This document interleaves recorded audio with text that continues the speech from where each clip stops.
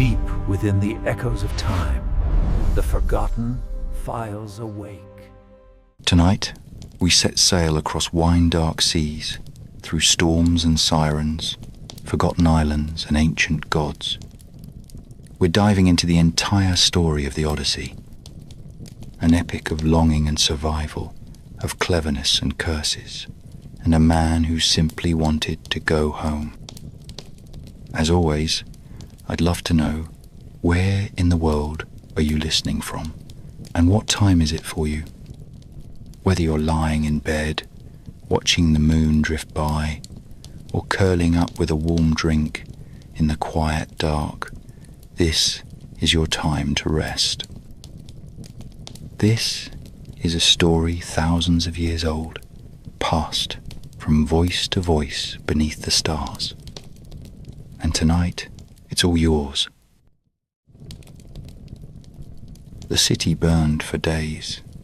Smoke coiled into the morning sky in heavy black columns, rising like omens toward the indifferent heavens.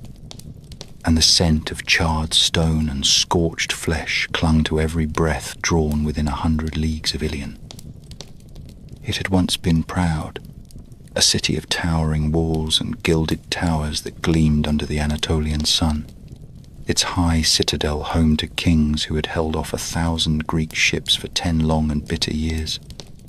But no stone lasts forever, and no wall, however tall, can keep out deceit when it wears the skin of a gift. The wooden horse had been their ruin, pulled within the gates with songs and cheers. It stood silently in the city's heart, as hollow as the promises that came with it. Inside, 30 of the best warriors the Achaeans could muster waited like vipers in a basket, swords drawn and breath held, until night cloaked the city and the Trojans lay drunken and dreaming. Then the killing began, and when dawn returned, it rose not over Troy, but over its ruins. Among the ashes walked Odysseus of Ithaca, son of Laertes, known across the isles not for the strength of his sword arm, but for the sharpness of his mind. He had not cheered when the horse was pulled through the gates, though it had been his idea, nor did he raise his voice in triumph as the palaces fell one by one, their marble columns groaning like trees in a storm before crashing to earth. There was no joy in what he saw. He moved through the wreckage like a man haunted, his sandaled feet crunching over the remnants of a civilization that had stood longer than any man's memory. He saw corpses half buried in rubble, men burned in their armor, women sprawled with their eyes open to the sky, and children curled in corners where even gods might hesitate to tread. Victory had come, yes, but it had come like winter after harvest, stripping everything away and leaving only cold behind. The Trojans were gone, their city broken, and the Greeks had won a war no one would forget, but there was nothing left to fight for. There is something strange about the end of a war. It is not a moment, not a single instant, when all swords are sheathed and peace descends like a soft blanket. It is a slow and uneven thing, a quieting of the blood, a fading of the cries, a growing awareness that all the anger and agony that once seemed to matter so deeply have become distant echoes. For Odysseus, the war had been too long. He had left Ithaca with black curls still on his shoulders, with a young son clinging to his wife's leg, and the promise that the gods would see him through. Now he was older, leaner, tempered like iron in the forge of war, and he had seen what lay at the end of glory. The other kings would sail home with their gold and their songs, but Odysseus felt no fire in his chest. He thought only of Penelope, her quiet eyes and patient hands, and of Telemachus, a child he had left behind, who might now be a man. Archaeologists would later dig into the earth of northwestern Turkey and find the bones of Troy buried under centuries of silence. They would find crumbled walls, scorched stone, arrowheads lodged in collapsed gates, and ash layered so deep it told a story as clearly as any bard. They would call it Troy 8 and say it matched the dates of Homer's songs, that there had been a real city and perhaps even a real war. But in this moment there were no historians, only the victors and the dead, and among them a tired king with salt at his temples and shadows in his heart turned his eyes to the sea. The wind called softly, carrying the smell of blood and fire away from the shore. It was time to go. Odysseus gathered his men, what was left of them. Ships rocked gently in the shallows, their black sails limp, their timbers groaning like tired beasts. There were no cheers as they boarded, no songs, just the silent rhythm of feet on planks and the groaning of oars as they set out once more into the open sea. Behind them, Troy smouldered. Ahead, the vast and unknowable sea stretched like a dark promise. No one knew the journey that lay ahead, least of all Odysseus, and the gods, watching from their thrones atop Olympus, began to whisper. The sea was calm when they left Troy. It stretched out before them in a mirror of silver and ash, still smeared with the smoke of the smouldering city behind. The ships rowed slowly at first, oars dipping into the tide with a soft rhythm that seemed almost reverent. There was no laughter on the decks, no jubilant songs. The Greeks had expected triumph to taste sweet, but the ashes of Ilion clung to their tongues. For 10 years they had fought, and now, with Troy finally fallen, they sailed not as victors returning home, but as men hollowed by time and sacrifice. The war had taken from them more than comrades and youth. It had taken their certainty. What lay before them now was not peace, but the unknown, for no man can spend a decade at war and return unchanged. Odysseus stood at the prow of his black ship, one hand on the rail, the other wrapped in the folds of his dark cloak.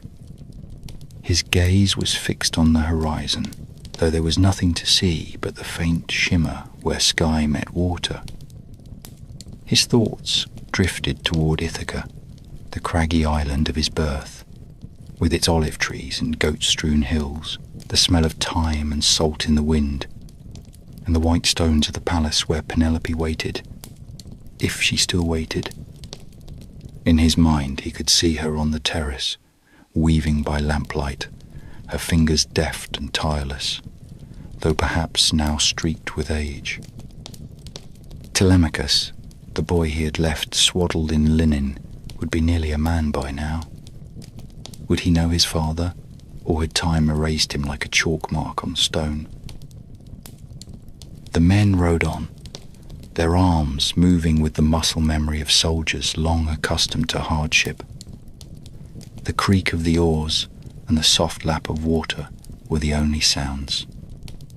Some stared blankly into the sea, others whispered prayers to the gods or kissed small tokens around their necks, charms from wives, from mothers, from children left behind. Each one dreamed of home, but none knew the path. The Aegean was a fickle place, and the gods more so. Some had already begun to quarrel among themselves, dividing the spoils of favour and punishment. What had been a united effort under the banner of war was now dissolving into suspicion and pride. Agamemnon would return to Mycenae with his great haul of treasure and a cursed woman at his side. Menelaus would wander longer than he expected, though his brother had promised him swift return. But it was Odysseus who drew the gaze of Poseidon, though he did not yet know it. The sea god watched him from beneath the waves, brooding like a storm not yet risen. Odysseus, the clever one, the builder of traps, the speaker of lies, had played a role in the fall of Troy that no god could ignore. Some admired his cunning, some despised it, but Poseidon remembered. For a time, the god held his hand, letting the ships glide over gentle swells under favorable winds, but that peace was only a pause. The sea is never still for long. Even the weather seemed hesitant, as if the world itself waited to see what course the returning Greeks would take. Stars appeared above them at night, wheeling slowly in familiar constellations, but their patterns felt changed, just slightly, as though the heavens had shifted while men slaughtered one another on Trojan shores. The winds came soft and slow, warm as breath, yet behind them always lay the threat of something colder, something darker. Odysseus spoke little during those early days. He gave commands with quiet clarity, but his thoughts were far away. He knew better than most that their voyage would not be simple. Too many eyes had watched Troy burn. Too many gods had taken sides. The road home, if it could be called a road, would be carved not by oars or sails alone, but by fate and will and sorrow. The men trusted him, though some whispered that the gods had marked him. They were not wrong. And so they sailed on, past the capes and islands that framed the coast of Anatolia, slipping into deeper water where the horizon widened and the currents grew less familiar. Every morning brought a new sky and a new risk. There were no maps for what lay ahead, only stories. Old tales of islands that moved, of winds that could tear ships apart in seconds, of sirens who sang sailors to their doom. The men had laughed at those stories once. They did not laugh now. Odysseus stood alone at night beneath the stars, listening to the wind and waiting for the next trial. The war was over, but the journey had only just begun. The sea grew restless after Troy, as though it too had wearied of war. Winds shifted without warning, and the tide began to turn against them. The sails swelled one day and fell slack the next, and the men grew silent, uneasy. When the black ships reached the coast of Thrace, they were tired, hungry, and already losing the discipline they had clung to during the long campaign.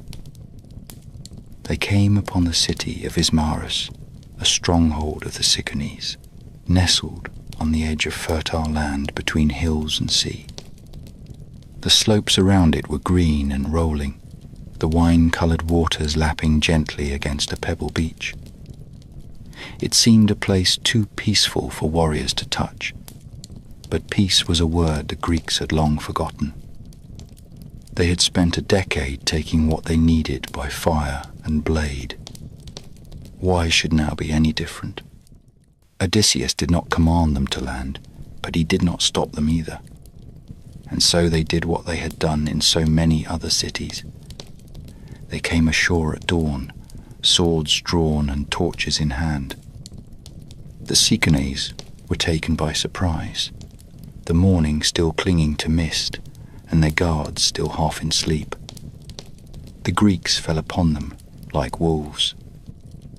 They slaughtered the men who stood in defence, chased the women through the narrow streets, broke open storehouses, and stripped temples of their treasures. They feasted on stolen meat, drank stolen wine, and cheered as they dragged gold and slaves down to the shore. It was not the first time these men had taken a city. It would not be the last. And yet, there was something different in the air at Ismarus. Something heavy. Something watching. Odysseus urged them to take what they needed and leave before the gods turned their eyes upon them again. He had seen what pride and delay could bring. He had watched it burn Troy to the ground. But the men did not listen. Drunk on victory and wine, they wanted one more night to revel. They had lost too many comrades. They had won too few spoils. They laughed at caution and wrapped their arms around captive women.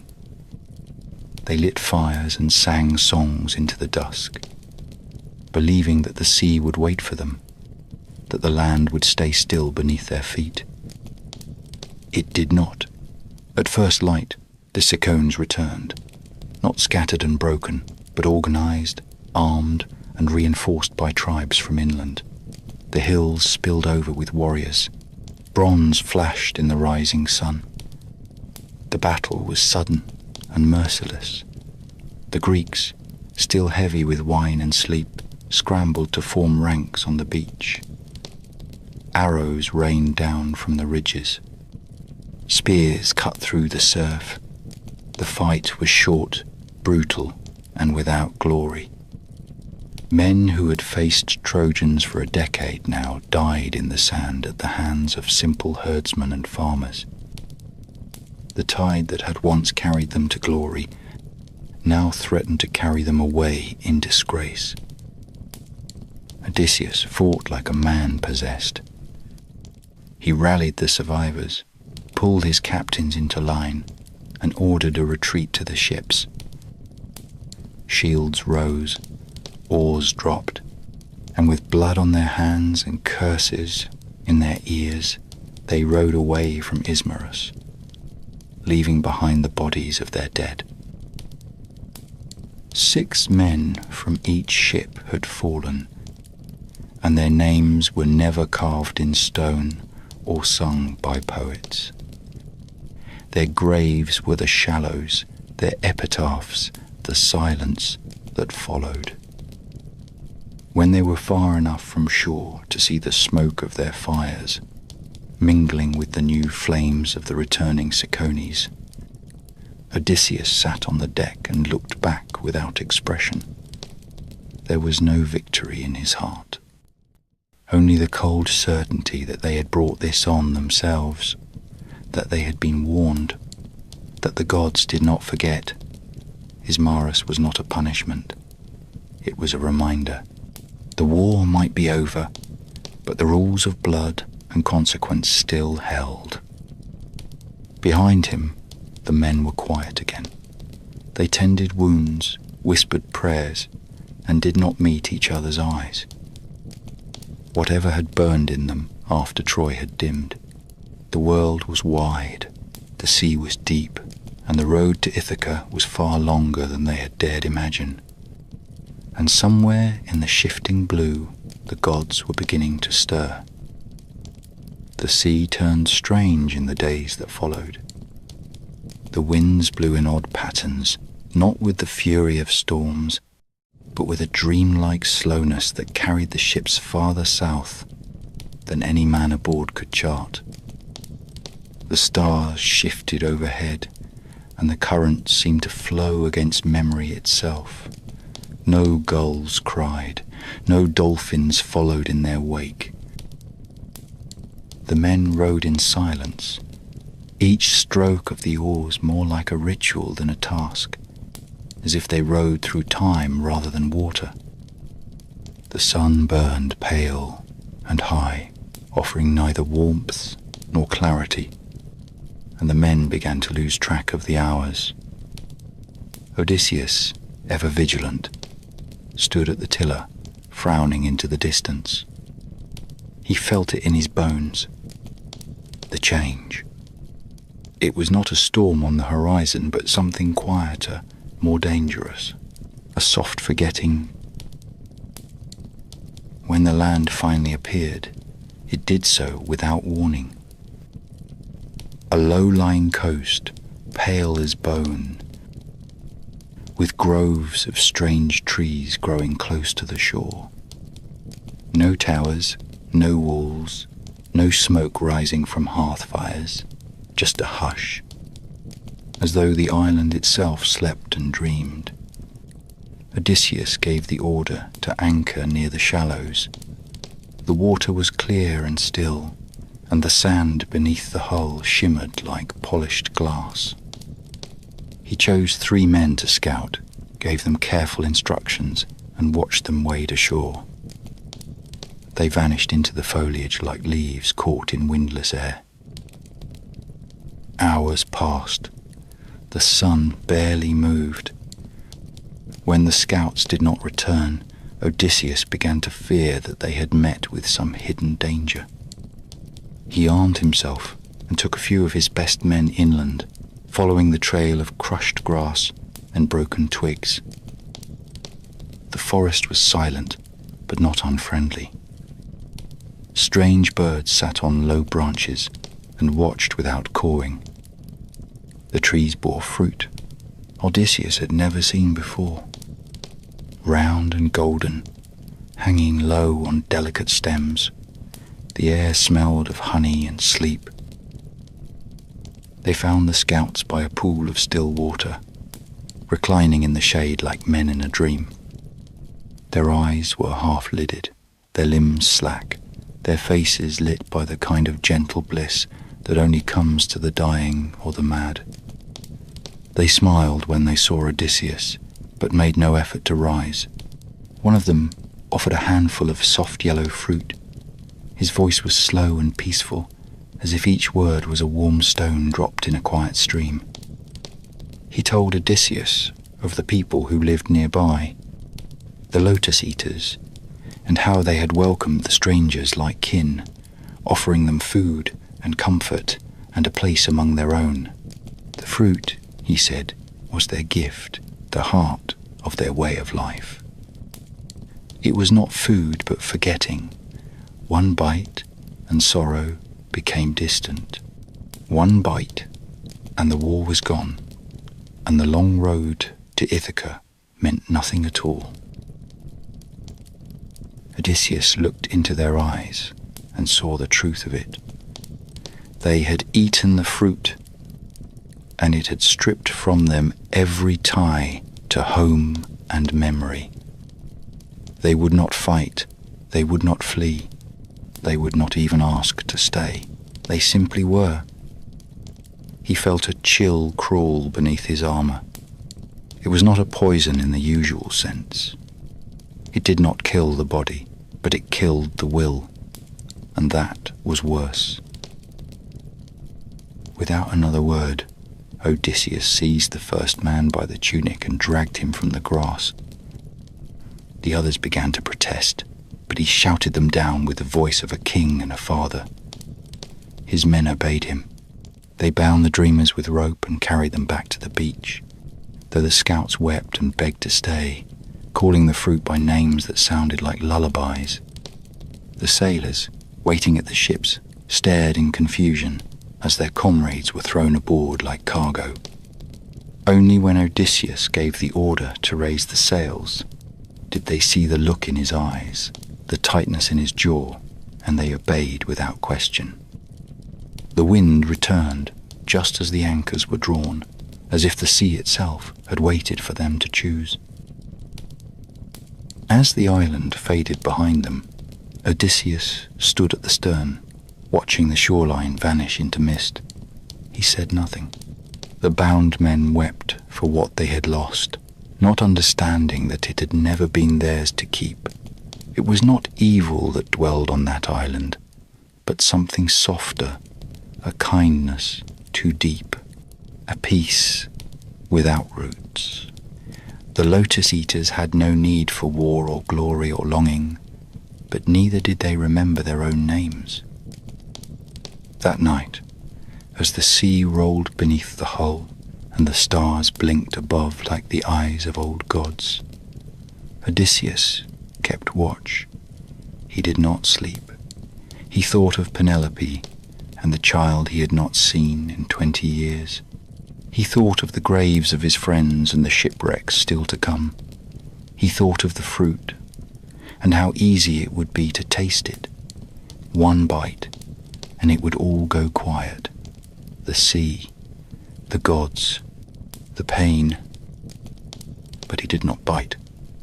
He clenched his fists until his nails dug into his palms, and he whispered the name of his home until it no longer sounded like a prayer, but like a sword. They sailed westward after the Lotus Island. The wind sullen and heavy, as though the sea itself disapproved of their escape from forgetfulness. The men were subdued, their thoughts turned inward. No one spoke of the golden fruit or the dreams it had offered. They sat on benches, eyes dimmed, shoulders hunched against the sunlight, and rowed as if each stroke might carry them further from something they could no longer name. Odysseus remained watchful, his hands firm on the tiller, his thoughts like a fire burning behind his eyes. He knew their journey had entered a new kind of danger, not just of storms or swordplay, but of slow erosion. Each trial left its mark. Each shore offered a different kind of death. When land came into view once more, it rose like a jagged tooth from the sea. The coastline was steep and craggy, with cliffs that fell sheer into the surf. No harbours welcomed them. No smoke curled from chimneys. The hills were bare and rough, and behind them loomed a higher ridge covered in scrub and stunted trees.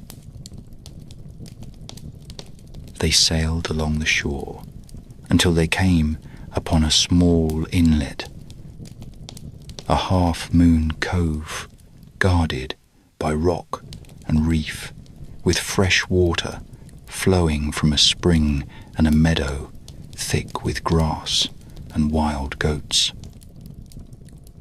It seemed a good place to rest, to mend sails and restock provisions. Odysseus gave the order to land. They hauled the ship ashore and gathered wood for fires. The men hunted easily among the hills, slaying goats and feasting well for the first time in many days. Their spirits lifted, but Odysseus's gaze kept drifting inland. From the ridge above, he had seen something strange. A large cave set into the cliffside like the mouth of a slumbering beast, and near it, strange pens made of stacked stone and timber. Sheep grazed freely nearby, unafraid of men or fire. There were signs of habitation, but no roads, no cultivated fields, no ships or harbours. It was a land untouched by trade or war, a quiet, isolated place. Odysseus, curious and cautious, chose 12 men and set out inland at dawn. He told the others to guard the ship and wait for his return. He took with him a skin of potent wine, a gift once given by a priest of Apollo, in gratitude for mercy shown during the sacking of his town. It was a wine so strong it had to be diluted 20 parts to 1, and even then it could drop a man in his tracks. Odysseus had kept it close all this time, a secret weapon in a world ruled by force and favour. The land grew stranger as they climbed. There were no signs of plough or road. The air was thick with the scent of animals and damp stone. The cave loomed larger with every step, and when they reached it, they found it half shaded by overhanging rock and marked by the soot of ancient fires. Inside were great clay jars of milk and cheese, racks of drying meat, and baskets of sheep dung, neatly swept. Everything was huge. The tools were crude, but enormous, the shelves chest high to a grown man. The sheep themselves were larger than any they had seen, thick of wool and placid-eyed. The men grew uneasy, sensing that whatever dwelled here was no common shepherd, but the hunger in their bellies and the thrill of discovery pushed caution aside. They lit a fire, cut slices of cheese, and waited for the owner to return. He came at dusk. The sound of his footfalls alone froze the blood in their veins. Stones shifted beneath him like pebbles. The sheep came in first, docile and bleating. Then the silhouette of the giant filled the cave mouth. He stood as tall as the roof, broad as two oxen yoked together. His face was brutish and uneven, but it was the single eye in the center of his forehead that held them transfixed. One eye, wide and black, gleaming with dull intelligence. He moved slowly, deliberately, sealing the cave with a great slab of stone that took all his strength to roll into place. Then he turned to the firelight and saw them. There was no talk of hospitality, no questions, no greetings. The Cyclops, for that was what he was, a child of the old gods and the deep earth, reached down and seized two men before the others could rise. He dashed their skulls against the stone and devoured them raw, bone and all, blood running down his chin like wine. The Greeks screamed and scattered into the shadows, but there was nowhere to run. The stone blocked the entrance. They were trapped in the lair of a monster older than memory, and the only thing between them and death was the wit of their captain. Odysseus said nothing that night. He watched the giant sleep, his belly round and slick with gore, snoring like a volcano. Odysseus turned the plan over in his mind, piece by careful piece. There was no fighting this creature. No spear or blade would pierce that hide. He would have to be tricked. At dawn, when the Cyclops stirred and began his morning routine, milking the sheep and making his breakfast of another unfortunate Greek, Odysseus stepped forward. He brought the wine. He bowed low and offered it with both hands, speaking in the tones of a humble wanderer. The Cyclops, curious, drank. He liked the taste and asked for more. Odysseus gave it 3 times. The giant's words began to slur. His breath grew heavy and his eye began to close. Before the giant slumped into his drunken stupor, he asked the name of the clever stranger. Odysseus smiled with cold cunning and replied, "My name is Nobody." The monster laughed and promised to eat nobody last. When the Cyclops had collapsed into wine-sodden sleep, Odysseus gathered his men and showed them the sharpened stake he had carved from a piece of green olive wood. They heated it in the fire until it glowed red. Then, with all their strength, they drove it into the single sleeping eye of the Cyclops. The sound was like a wet tree splitting. The creature screamed, thrashing and howling. Tearing the air with his pain, the cave shook. Blood and smoke poured from the ruined socket. He clawed at the air, calling for help from the other Cyclops who dwelled in the hills nearby. They came, calling through the stone, asking what had happened. The blinded giant cried out, "Nobody has hurt me. Nobody is killing me." The others, hearing this, cursed him for his drunkenness and left him to his suffering. Odysseus and his men waited through the night as the Cyclops raged and roared, groping blindly for them. They dared not sleep. At dawn, when the giant rolled aside the stone to let the sheep out to graze, Odysseus tied his men beneath the bellies of the largest rams. He clung beneath the biggest of all, silent as breath. The blinded Cyclops stood in the mouth of the cave, running his hands over the backs of the animals as they passed, feeling for men. He found none. The Greeks slipped past him, clinging to wool, and once they were outside, they cut themselves free and ran to the ship. As they pushed off from the shore, Odysseus stood at the stern and shouted back to the cliffs. He could not help himself. Pride rose in him like a tide, and he cried out his true name. "I am Odysseus of Ithaca. It was I who blinded you, monster. Tell your father it was I. Tell Poseidon." The Cyclops roared, lifting his arms to the sky, and called upon the god of the sea, his father, to curse this man who had stolen his sight. And far below the waves, something ancient stirred. The ship pulled away from the shore as fast as oars could churn water. The men rowed with the desperation of men who had looked death in the eye and found it half blind but still grasping. The cliffs of the Cyclops island loomed behind them, grey and jagged, lit by the pale light of morning. Smoke still curled from the cave mouth, and the howls of the blinded giant echoed faintly across the waves. The men said nothing. Their hands were bloodied from gripping the ropes that had bound them beneath sheep. Their backs ached, their legs were raw, but they were alive, and that was enough, for a moment. Then Odysseus stood at the stern. The wind was behind them, and the sails were beginning to fill, the ship easing into a smoother rhythm, the danger left behind.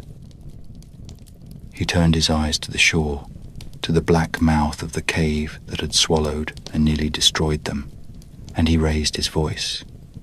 He shouted not a farewell, but a name, his own name.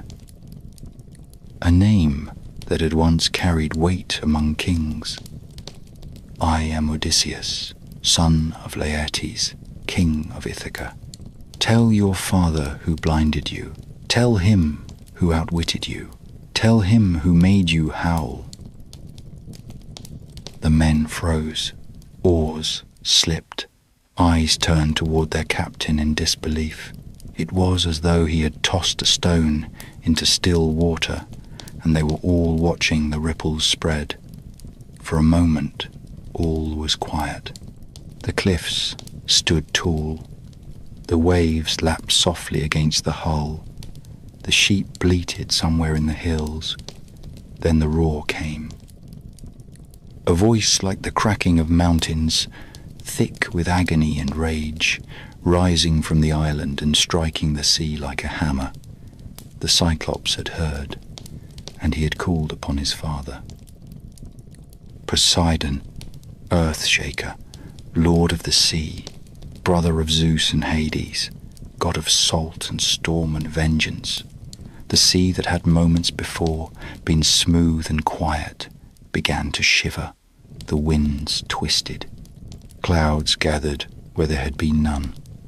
The very water seemed to breathe, inhaling deeply beneath the hull. The sky turned the colour of iron. And every man aboard that ship knew, with the cold certainty that settles in the belly like stone, that the sea would never be safe again. Poseidon heard his son's curse. He listened to the words spoken by Polyphemus through shattered teeth and bloodied lips. The god did not speak in reply. He did not need to. The answer came in the turning of the tide, in the sudden pitch of the ship, in the pull of forces unseen. It came in the tightening of Odysseus's jaw, in the way his eyes searched the horizon for storms that had not yet formed but would. He knew what he had done.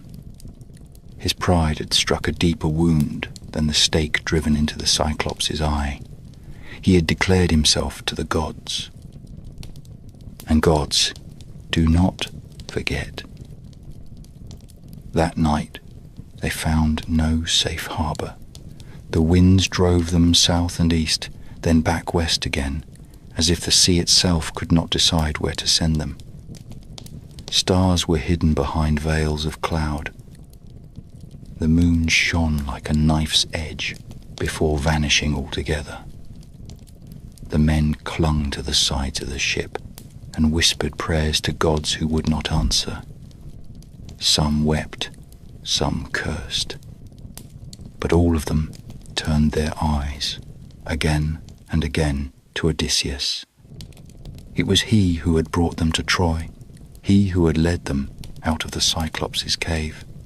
And now it was he who had spoken too loudly, who had drawn the wrath of a god who ruled the very waters beneath them. Odysseus did not sleep. He stood at the stern with one hand wrapped around the tiller and the other clutching the cloak around his shoulders. His face was unreadable, carved from the same stone as the cliffs they had escaped. He said nothing, but inside him the fire of shame burned hotter than the pride that had sparked it. He had outwitted a monster, but he had forgotten that monsters have fathers, and fathers, especially divine ones, have long memories and endless reach. As the sun rose behind veils of mist, they saw the sea calm once more, but it was a silence that promised nothing. It was not peace, it was not mercy, it was the breath before a storm. And Odysseus, though still far from home, knew in his bones that he had crossed a line that could not be uncrossed. The sea would rise against him again and again, not because he had sinned in ignorance, but because he had spoken his name in triumph, and the gods, above all else, do not suffer mortals who forget their place. The sea gave them no rest, only brief moments of mercy. The days that followed the curse of Poseidon were grim and restless, the men's eyes sunken and shoulders hunched from sleepless nights. Each morning brought uncertainty. Each evening carried the scent of dread. The wind did not howl, but whispered in strange voices, shifting direction with a cunning malice that could not be charted. The stars, above, no longer seemed to hold meaning. The constellations twisted, unfamiliar in shape and place, and the moon vanished more than it showed its face. Odysseus stood at the helm through much of it, hands blistered from rope and salt, eyes fixed not on the sea before him, but on something deeper. He was not simply navigating the waves, he was navigating the will of gods, and that was a far crueler current. It was on the 12th day, after they fled the island of the Cyclops, that they came upon a place unlike any other they had seen. The island rose from the sea in smooth green swells, and its cliffs were capped with towers that shimmered not with marble, but with polished bronze that gleamed like fire under the sun. The shoreline was calm, the harbour gentle, and the scent of the air was not salt and decay, but cedar and spice. The men exhaled as if they had been holding their breath for days. Even the sea seemed to ease beneath the ship as they sailed toward it, as if it too bowed to the strange power that lived there. This was the floating isle of Aeolia, home to the keeper of the winds. The halls of Aeolus were carved into a cliffside and polished until the stones shone like pearl. The king himself was no warrior or priest, but a god-appointed warden, a man granted the stewardship of the winds by the will of Zeus himself. His palace thrummed with air that shifted and stirred without source, and the voices of his children echoed in the halls like birdsong. Aeolus received Odysseus with the courtesy of an old ally, though they had never met. He had heard of the sack of Troy, of course. The world had heard of it, and he recognized in Odysseus not just a veteran of that long war, but something else, something older and more cunning. They feasted in the high hall for a full month, eating and drinking beneath painted ceilings while the winds circled outside like wolves waiting for the gates to open. Aeolus listened to Odysseus Recount the tale of the journey thus far, the fall of Troy, the raid on the Cicones, the cursed fruit of the lotus eaters, the horror of the Cyclops. He said little in reply, but his face darkened as the story unfolded, as though he could hear in the thread of Odysseus's voice the low murmur of divine wrath that had begun to haunt the man's every step. When the tale was finished, Aeolus made a gift. It was not gold or weaponry. It was a thing both more simple and more powerful. He took a great ox-hide bag, and into it he sealed all the winds that might oppose Odysseus. He bound it tight with silver cord and told him that so long as he kept the bag shut, no storm would touch them. Only the gentle west wind remained outside the bag to carry them safely home. Ithaca lay just beyond the edge of the world now. If he sailed well and the gods looked kindly, he could reach it in 10 days. Odysseus took the gift and bowed low, grateful beyond words. They set out the next morning, the sea calm and the sky clear. The ships moved swiftly, the west wind filling the sails like the breath of Athena herself. The men sang again. They laughed. They wept in secret joy. The coastline of unknown lands fell behind them, and the promise of home shone before them like a lantern. Odysseus did not sleep, not at first. He kept the bag close, lashed to the mast with a cord no man could undo without cutting. The men asked what treasure lay within, but he said only that it was a gift for the gods, nothing more. But days passed, and sleep stole upon him. When they were near enough to Ithaca to see its pale cliffs through the morning haze, the island a whisper on the horizon, Odysseus allowed himself rest. His eyes closed, and with them the door to caution. The crew had waited. Their curiosity, once quiet, had grown into suspicion. The bag was never opened. Odysseus guarded it like gold. They spoke in hushed voices. Surely it was treasure he meant to keep for himself. Perhaps stolen wealth. Perhaps the spoils of Troy. Perhaps enough to buy 10 kingdoms and live like a god. In the still hours of the night, when Odysseus lay in a dream of Penelope's arms and Telemachus's voice, 2 men crept to the mast and slit the cords with a dagger. The bag opened with a groan, and the winds screamed as they were released. The ship lurched, the sky blackened, the sea rose with a fury it had not shown in weeks. Waves crashed over the deck, the sails snapped and tore. The men screamed as they were thrown from their benches. Odysseus woke to a sky in chaos and a ship tumbling backwards through space and time. Ithaca vanished like a ghost. The winds drove them in circles. Days passed. The horizon stretched. Their hope unravelled. When they finally reached the Isle of Aeolia once more, battered and hungry, Odysseus climbed the hill alone. He carried the empty bag in his arms like a dead child.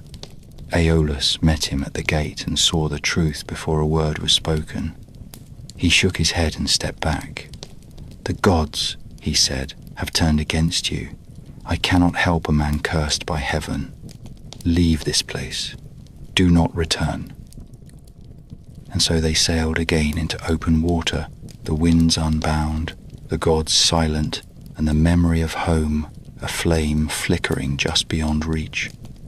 Odysseus stood at the bow, hands empty, eyes grim. There would be no more gifts, only trials.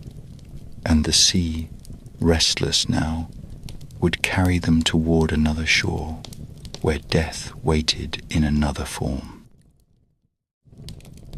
The sea is a patient beast. It does not need to roar to kill. It can lull you with calm and promise, and still bring your ruin before you draw your next breath. After they left Aeolia for the second time, with the wind snarling once again through the rigging and the gods turned cold in their silence. Odysseus and his men found themselves adrift, not in storm, but in stillness. The sky hung low and grey, the waves moved with a quiet that was neither peace nor favour, only absence. It was the quiet of the moment before a blade is drawn.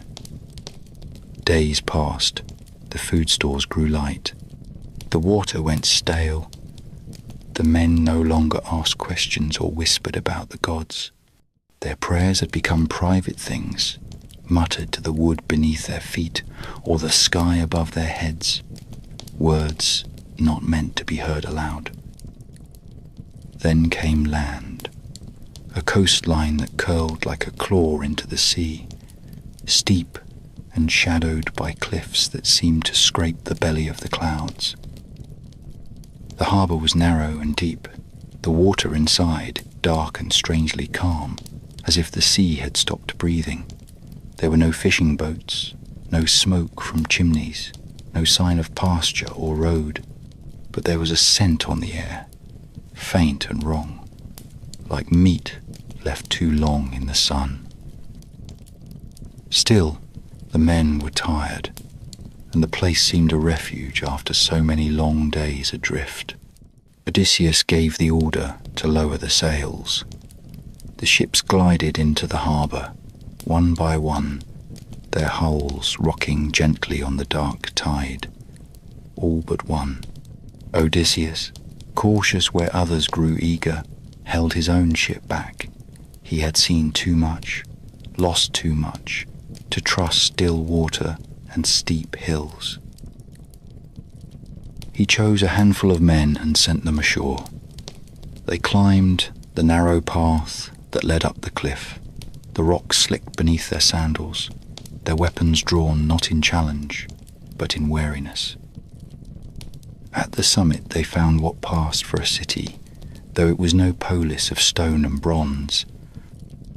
The houses were crude, carved into the hillsides, or raised from piled boulders. The air was thick with a stench of blood and smoke.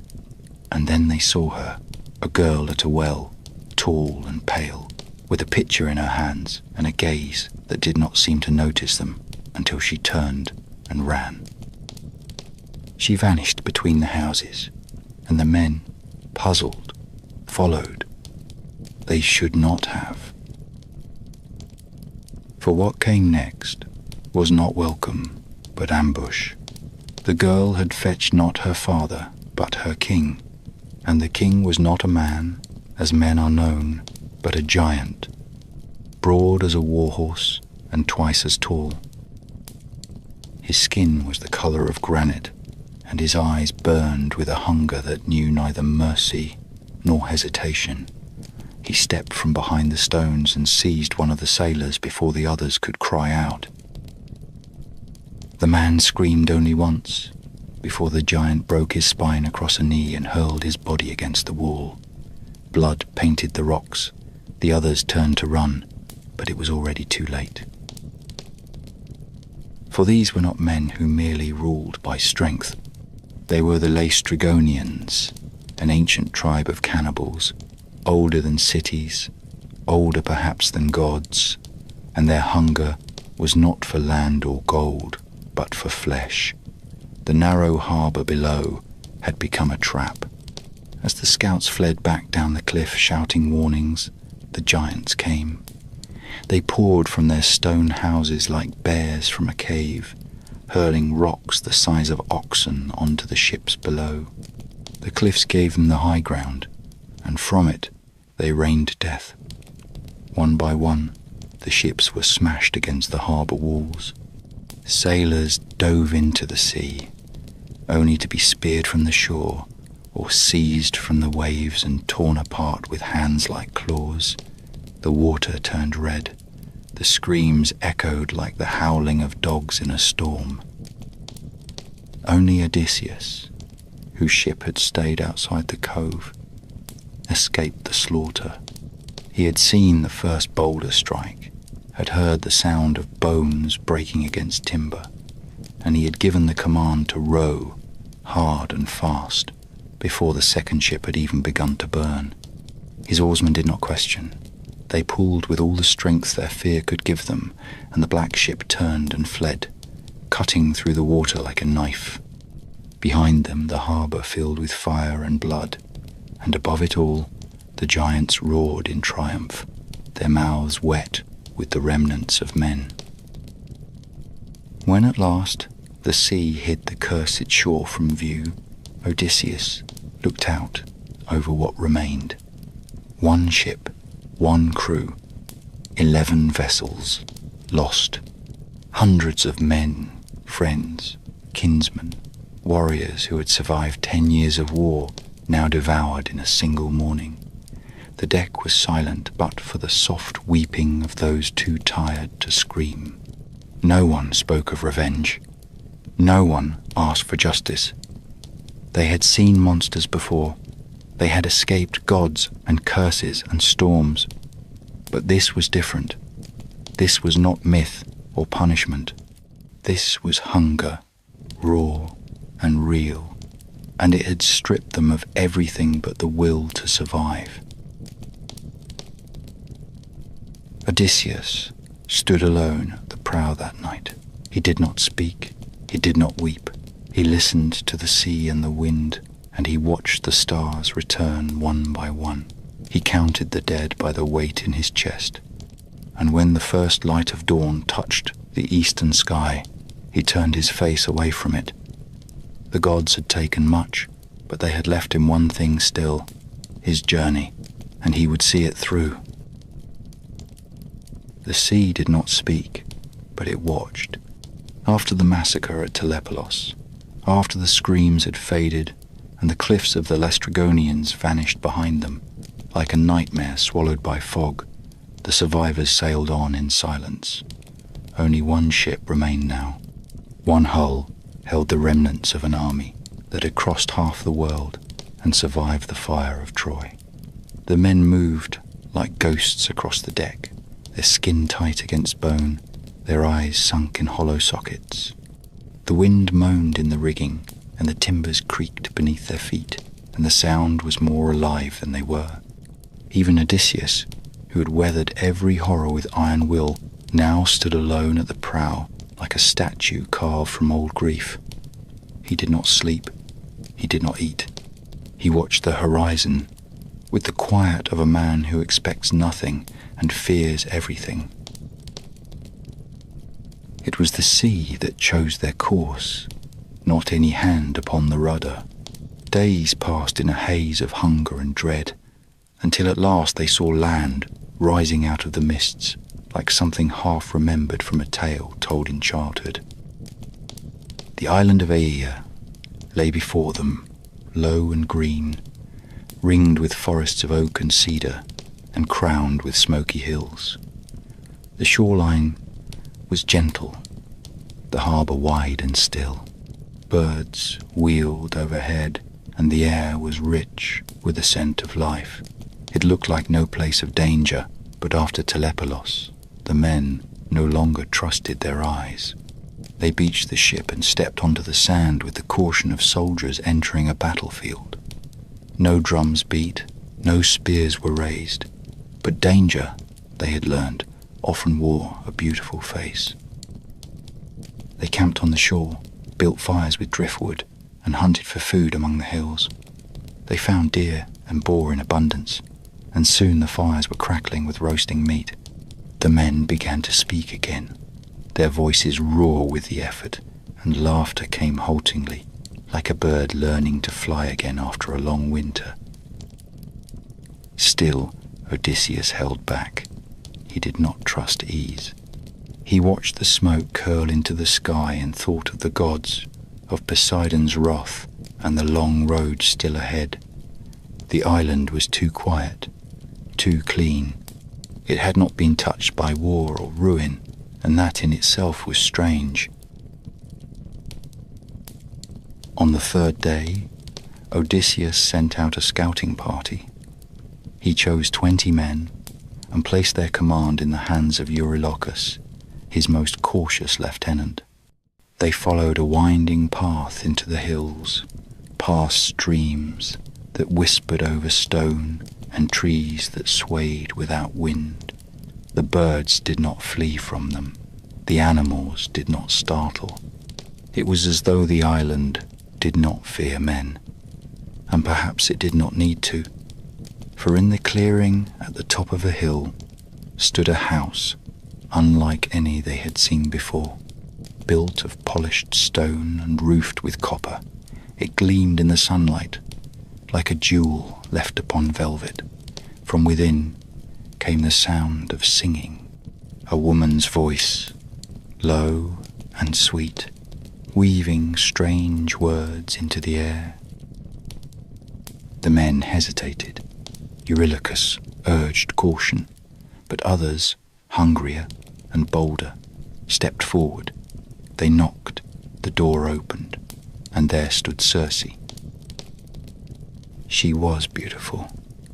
That much the stories would later remember. But beauty alone cannot explain what held them in place. It was the calm in her eyes, the stillness of her face, the way she looked at them as if she had already seen their entire lives laid bare like scrolls unrolled at her feet. She smiled and beckoned them inside. Her hall was warm and filled with light. There was food on the tables and wine that glowed red as garnet in golden cups. The men entered, one by one. Only Eurylochus stayed behind. He watched the door close and heard their laughter rise within. He waited, and when they did not return, he fled. He came back to the ship, pale and shaking. His words tumbled over each other, but the truth was plain enough. The men had vanished. The woman was no woman at all, or if she was something older and crueler besides. Odysseus did not hesitate. He girded his sword, slung his shield across his back, and started toward the house on the hill. He walked alone, the wind lifting his cloak behind him like wings, and the earth seemed to watch him pass. On the path, he was met by a stranger, young, bright-eyed, and cloaked in the shape of a mortal man, but Odysseus knew better. Hermes, the messenger of Olympus, stood before him. The god spoke quickly, offering both warning and aid. The woman was Circe, daughter of Helios, sister of witches, a weaver of dark spells. She had turned his men into animals, pigs that wandered her pens and ate from her hand. But there was hope. Hermes drew from his robes a single stalk of a black-stemmed flower, its petals pale as snow. Moly, he called it, a gift against her magic. Take it, he said, and you will not fall to her charm. Odysseus thanked him and walked on. When he reached her door, he knocked once and entered. The hall was just as Eurylochus had said, warm and glowing, heavy with perfume and the scent of meat. Circe sat at the head of the table, her eyes curious, her smile unreadable. She offered him a drink, and he took it. Her hands stirred it with a silver wand. Her lips whispered words no man should hear. Then she gave it to him. He drank, and nothing happened. She stepped forward to strike him with her wand, but Odysseus drew his sword. The blade sang through the air and stopped at her throat. Circe froze. For a moment, all time stopped with her. Then she laughed, not with mockery, but with something like relief. "You are not like the others," she said. And Odysseus, breathing hard, lowered his sword. She swore no harm would come to him. She kissed his hand and offered peace. The spell was broken. The men were restored, but nothing, from that moment on, would be as it was. Circe kept her word. The men who had been pigs once more walked on two legs.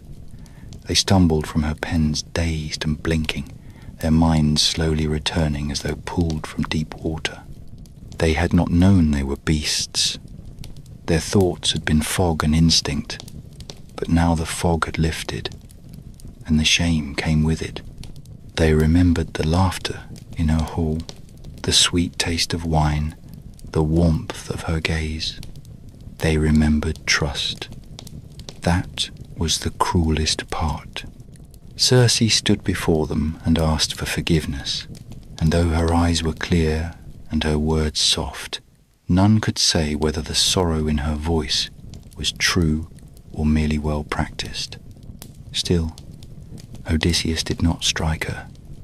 He sheathed his sword and accepted her welcome. Perhaps he had seen too much cruelty to recognize it when it wore a kindly face.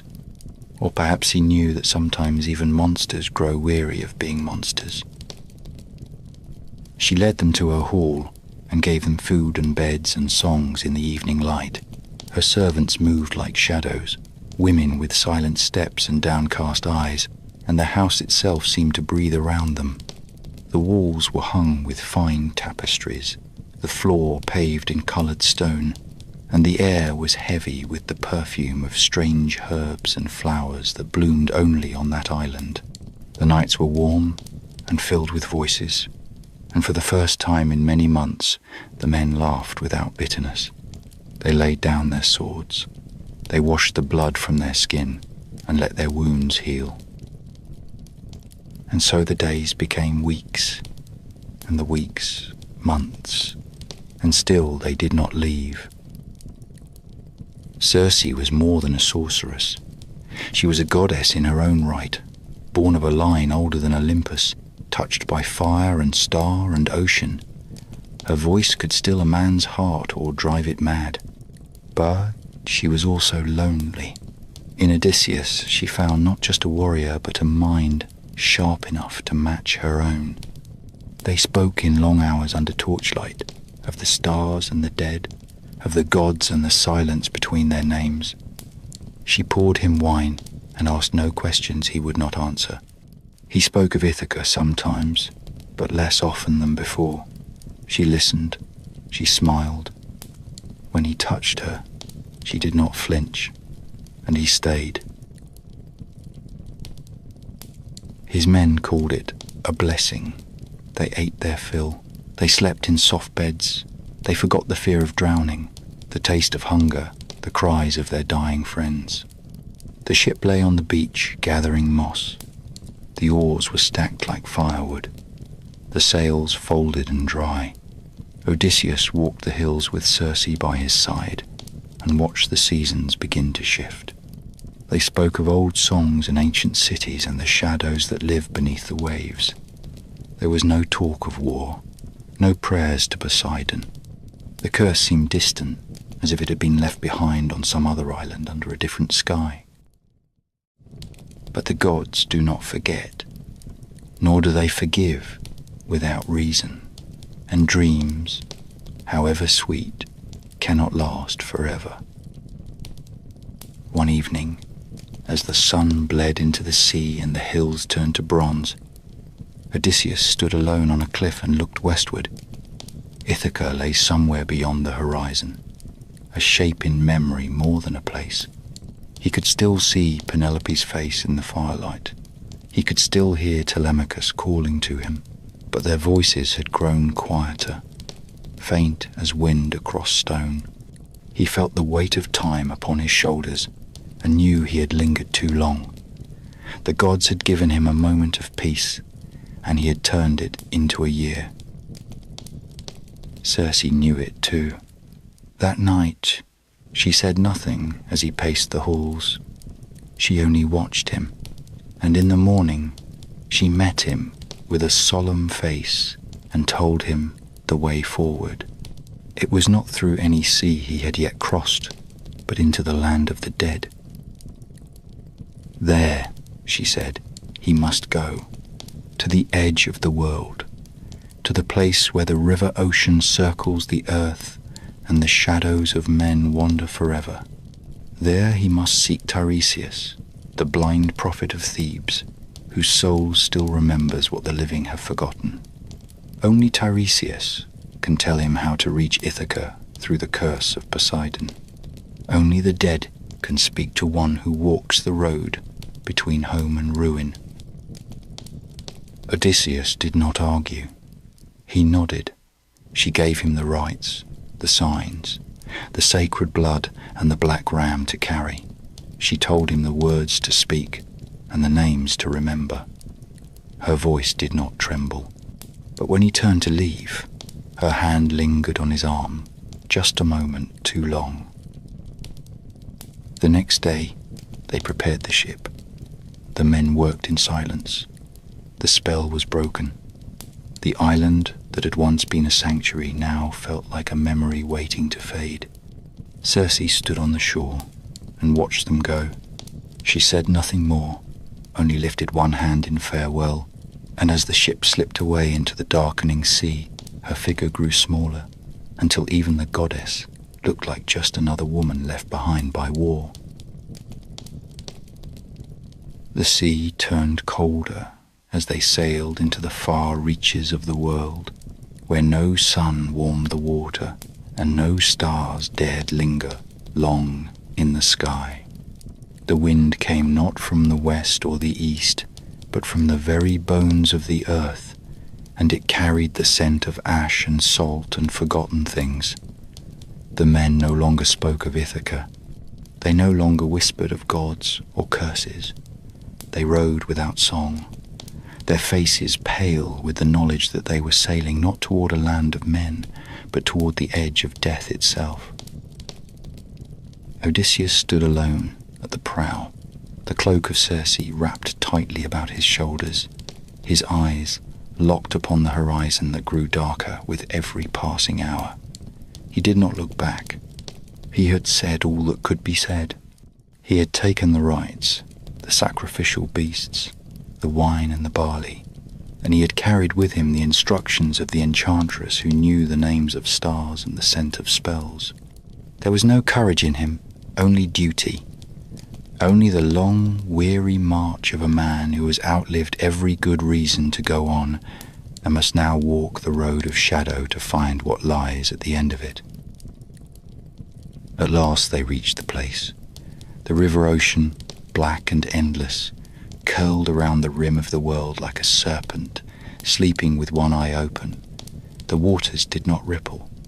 They moved with the silence of ancient thought, and the trees that grew along its banks were grey with age and leafless as bones.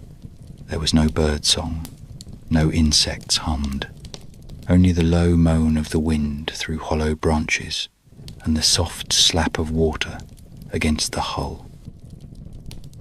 Odysseus gave the command to stop. They beached the ship upon the shore of the land that was not land, and he stepped down into the cold earth with the slow reverence of a man entering a tomb that has waited centuries for its guest. He drew his sword and began the rites. The pit was dug in silence, a square of black earth carved into the flesh of the world.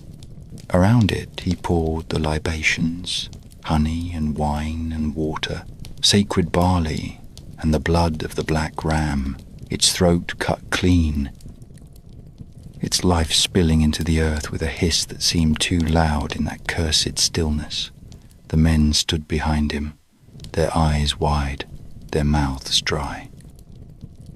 They clutched their cloaks tight and dared not breathe too deeply, for already the air was changing, already the darkness was moving.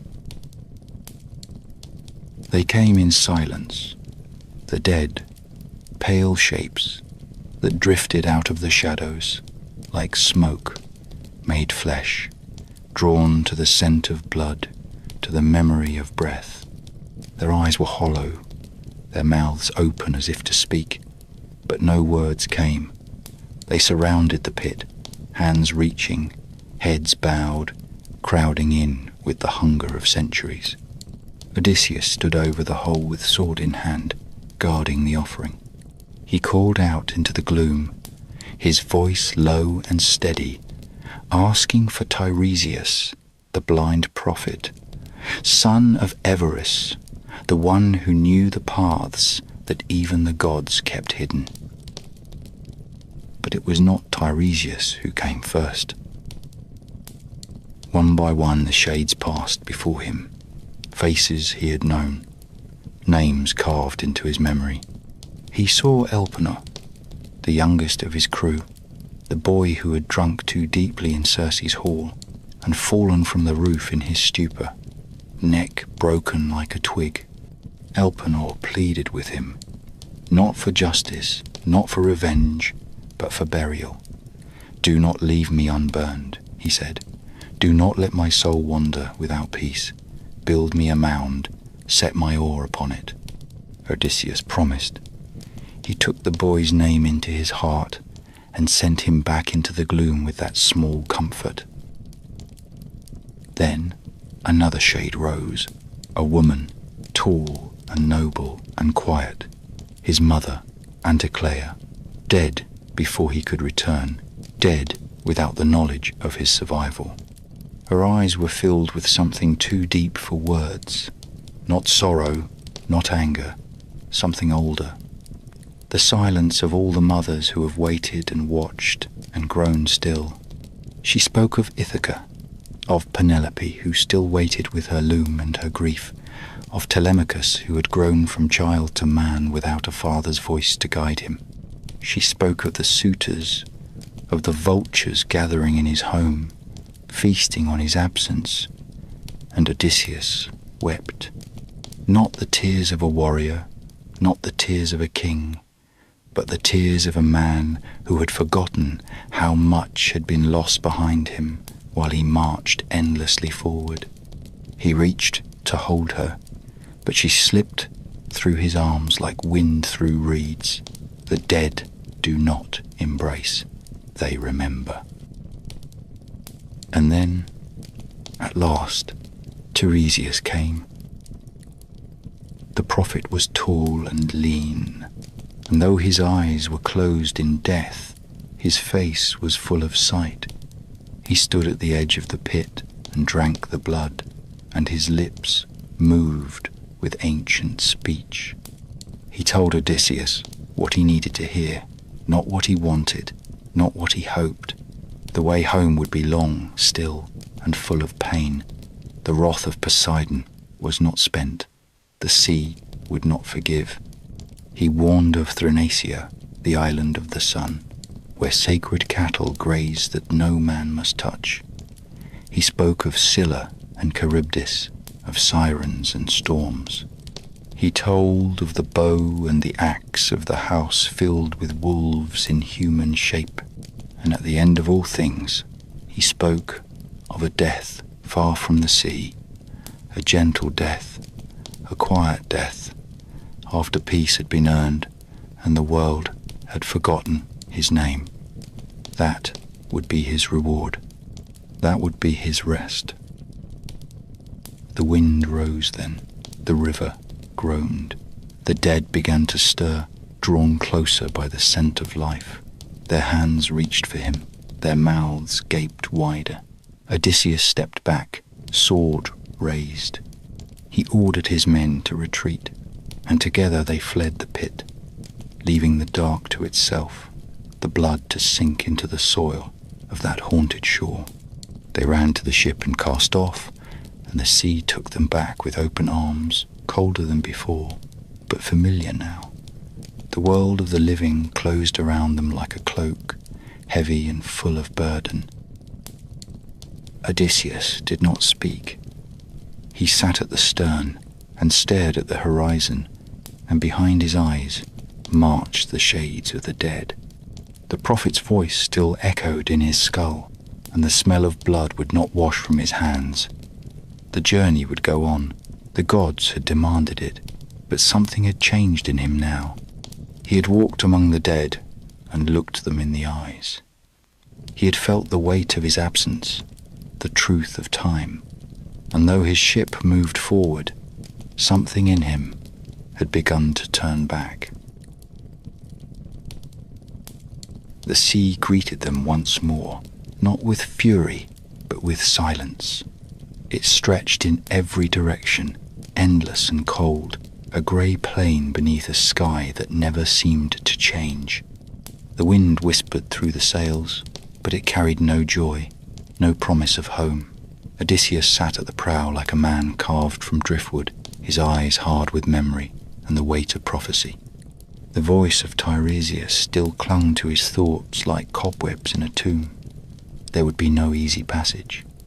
The trials to come would not test his sword, but his restraint, his wisdom, and the resolve of the broken men who still followed him. He knew now that their suffering was not the cost of failure, but the price of return. Home was no longer something to be won in battle.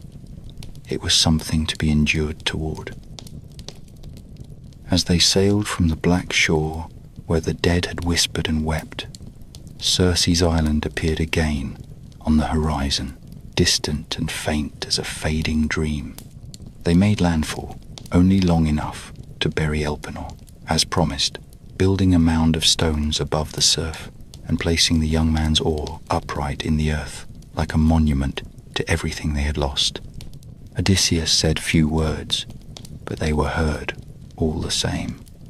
The sea listened, the gods listened, and perhaps even the soul of the boy, drifting on whatever wind carried the dead, paused to hear them say his name one last time.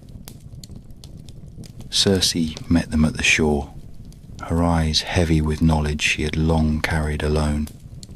She said nothing of what she had seen in his face, but she spoke instead of what lay ahead. There were dangers that had no name, creatures born not of the gods, but of the spaces between their breath. She drew maps with a stick in the sand and whispered old warnings while the surf hissed around her. There would be sirens ahead, voices sharp as bone and sweet as honey, whose song lured men not with lust, but with longing, not the body's desire, but the soul's thirst for secrets it was never meant to know. No man who heard their song ever turned back. They leapt from their ships willingly, hands outstretched to nothing, smiles on their lips as they sank. So Odysseus prepared. He ordered wax melted and pressed into the ears of every man aboard. He alone remained unguarded, lashed upright to the mast with ropes knotted until his arms bled. He told his men that no matter what he said, or screamed, or begged, they were not to release him. The ship glided onward into still water, and soon the air thickened. There was no land, no birds, only the slow swirl of mist and the sudden swell of a voice that did not echo, because it filled every space at once. It was not one voice, but many. Not one song, but all songs. It spoke of home, of mothers waiting at the hearth, of lovers with hands outstretched, of children with eyes that knew his name.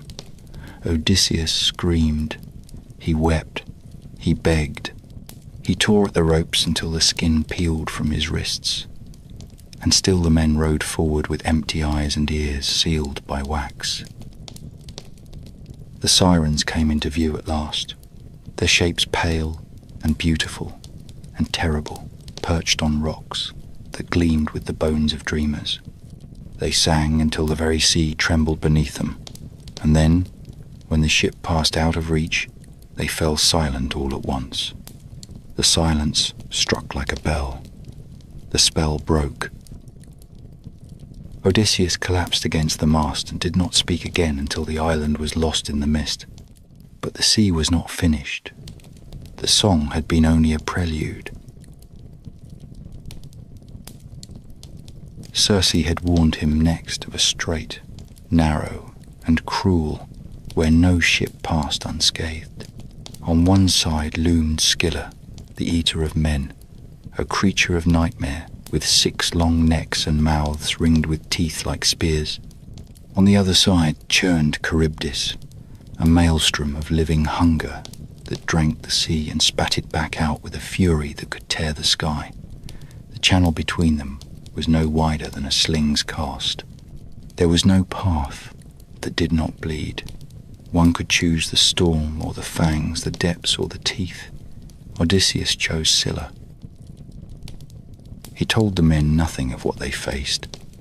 There was no use in fear when it could do nothing but steal the strength from their hands. He ordered them to row hard and steady. He gripped the tiller himself and turned the ship toward the cliffs where Scylla lurked, hidden among the rocks like a spider watching its web. The water turned black. The wind screamed low and constant, and the sky narrowed until it seemed they were sailing through a throat. Then she struck. There was no warning, no cry, no growl, only the sudden whip of those terrible necks and the jaws that snapped like thunder. 6 men were gone in the time it takes to draw breath. Lifted from the deck, screaming, flailing, swallowed into the mist above. Their swords clattered uselessly on the boards. Their names vanished into foam. The rest could only row, teeth clenched, hearts frozen, as the ship lurched forward, splinters flying from the hull, the sea roaring in every direction. Charybdis yawned to their left, and the ocean fell away beneath them, revealing a throat of whirling black. But the current pulled them clear just before it could close. The whirlpool collapsed with a sound like the earth cracking. Spray drenched the ship. The men gasped like men reborn. They did not cheer. They did not weep. They kept rowing. When the sun finally broke through the clouds, it was pale and distant. Odysseus counted the oars and saw the empty benches. He remembered each name. He would remember all of them. The sea did not care. The sea had no memory, but he carried their stories like stones, heavier with each mile. And still, Ithaca waited. The sea grew gentler after the strait. The sky cleared. The sun rose higher and lingered longer. The waves no longer threatened but swelled and dipped with a rhythm that lulled the men into silence. It was not peace. Not truly. It was the silence that follows a scream. The stillness after a wound has been dealt and before the blood has finished spilling.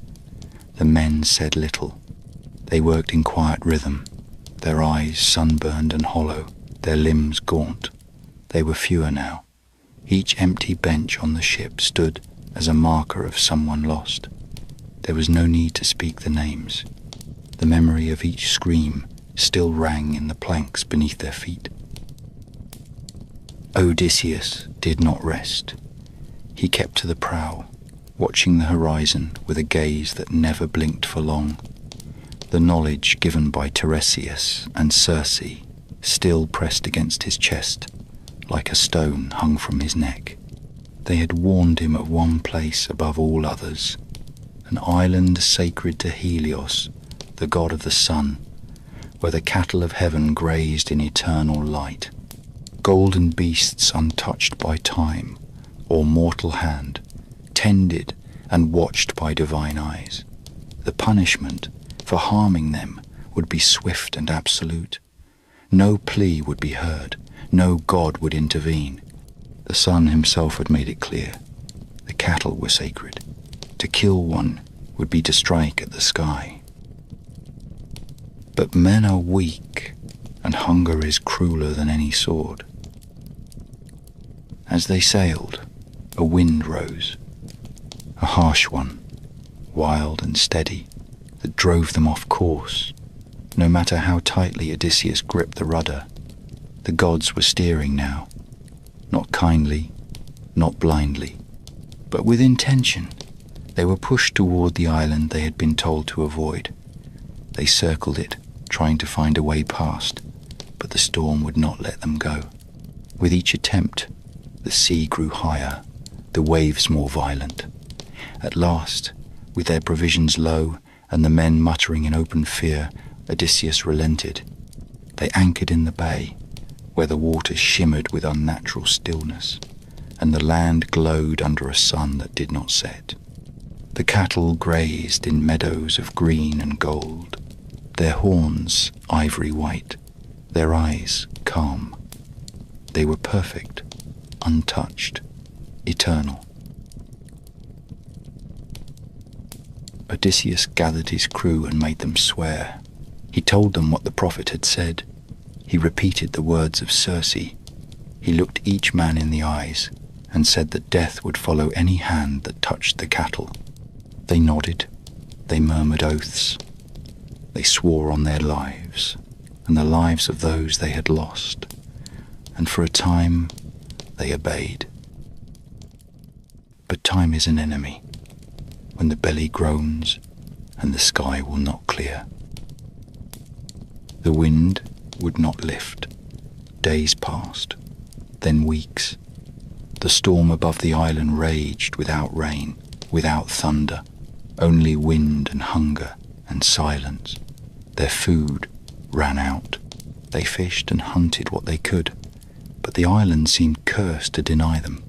Birds flew high and out of reach. The trees bore fruit too bitter to eat.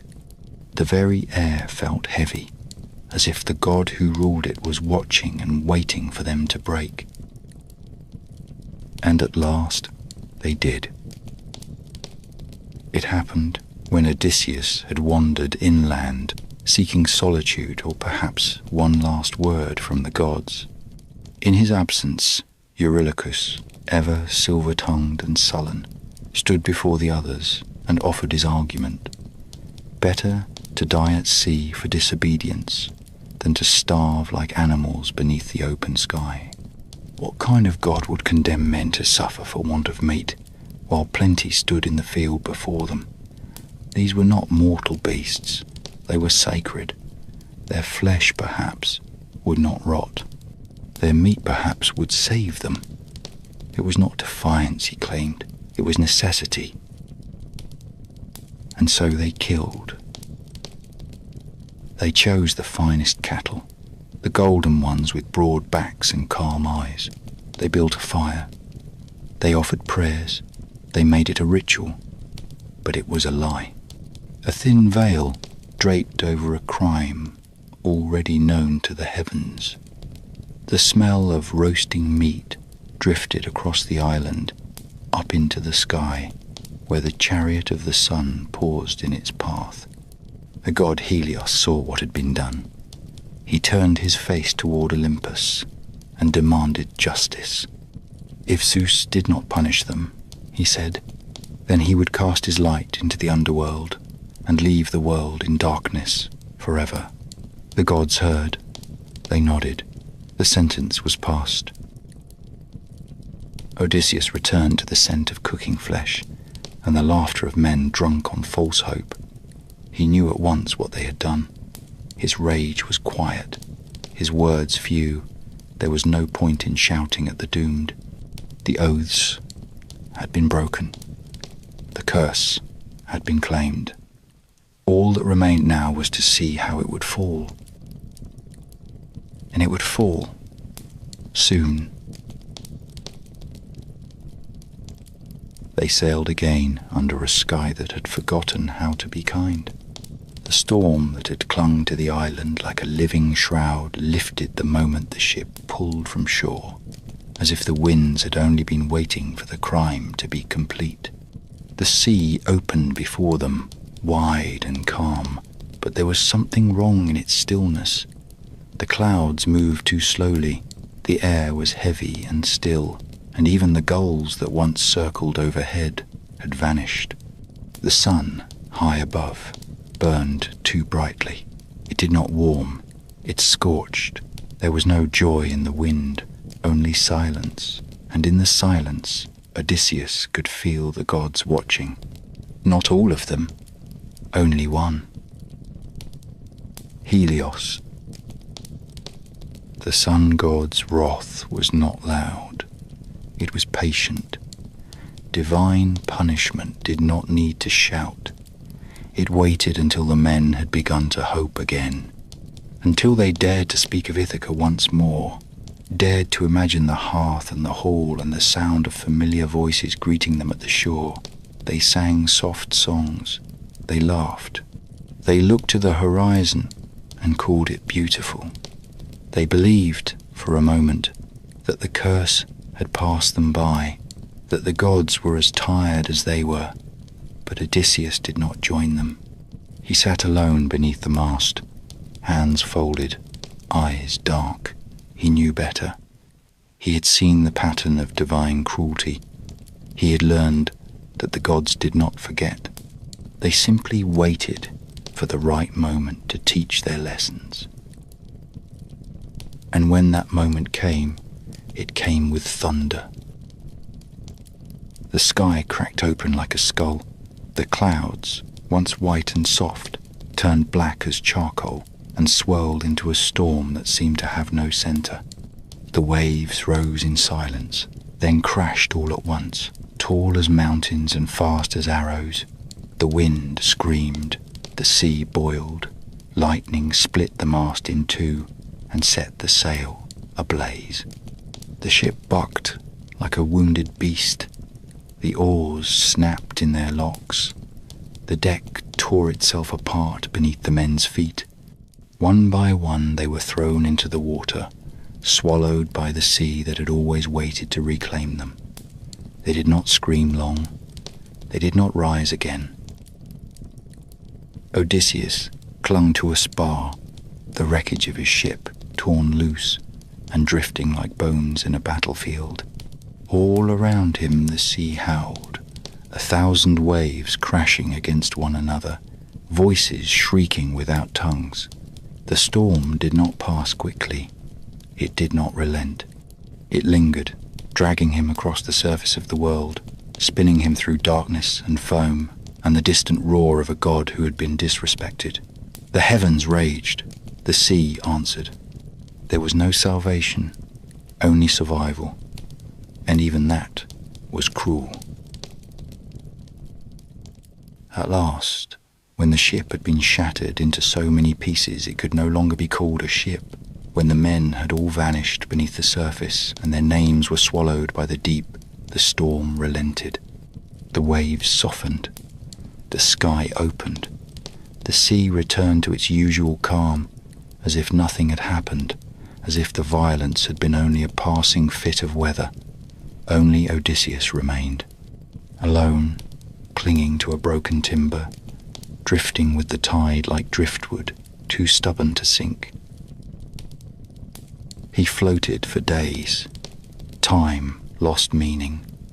The sun beat down without pity. Salt dried in his eyes and on his lips. His skin blistered. Hunger gnawed at him. Sleep came in shivers and waking dreams. He saw their faces again.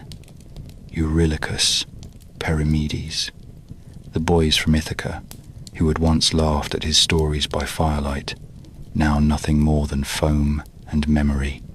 He spoke their names to the sea, but the sea gave him no answer. It had taken what it was owed. But the gods had not finished with him. There was still one more island, one more test, one more chapter before the tale could rest. For now, Odysseus drifted alone beneath a sky too bright and a sea too wide, a man not yet dead and not quite alive, carried by the current toward a fate he could no longer see but could still feel, like the cold breath of something waiting just beyond the edge of sleep. He drifted for 9 days and 9 nights, though the number meant nothing to a man who had lost his ship, his crew, and his sense of time. The sun rose and fell, but he no longer watched it. He clung to the wreckage by instinct, more than will, half blinded by salt and burned by sky.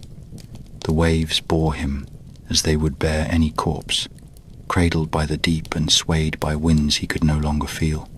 He passed through rain and heat, silence and storm, seeing only flashes of memory between the long blinks of his dry, cracked eyelids. There was Penelope, weaving alone at her loom in the great hall of Ithaca. There was Telemachus, walking the shores of their island, calling out for a father whose name had become a question. There were his men, smiling in the sun before Troy, whole and proud and still believing in home. The images faded one by one like breath-fogging glass, until only the weight of his own breath remained. He did not pray. He had forgotten the words. It was the sea that chose to spare him, or perhaps it was a god, though none stepped forward to take the credit. On the 10th day, his shattered body washed ashore on the island of Ogygia, a place untouched by war or time, hidden in the folds of the world where no map could reach. The sand was pale and soft. The trees hung heavy with fruit. Vines spilled down the cliffs in ribbons of green. Birds sang songs that no soldier had ever heard. The air was thick with the scent of flowers blooming out of season. There were no bones here, no screams, no ruins. Only the endless hum of a paradise that did not need to remember the names of men. And there she found him, Calypso, a daughter of the gods, born of the sea and twilight, old as rain but shaped like a girl in bloom. Her hair was the colour of dark wine, her voice slower than sleep, her eyes unreadable.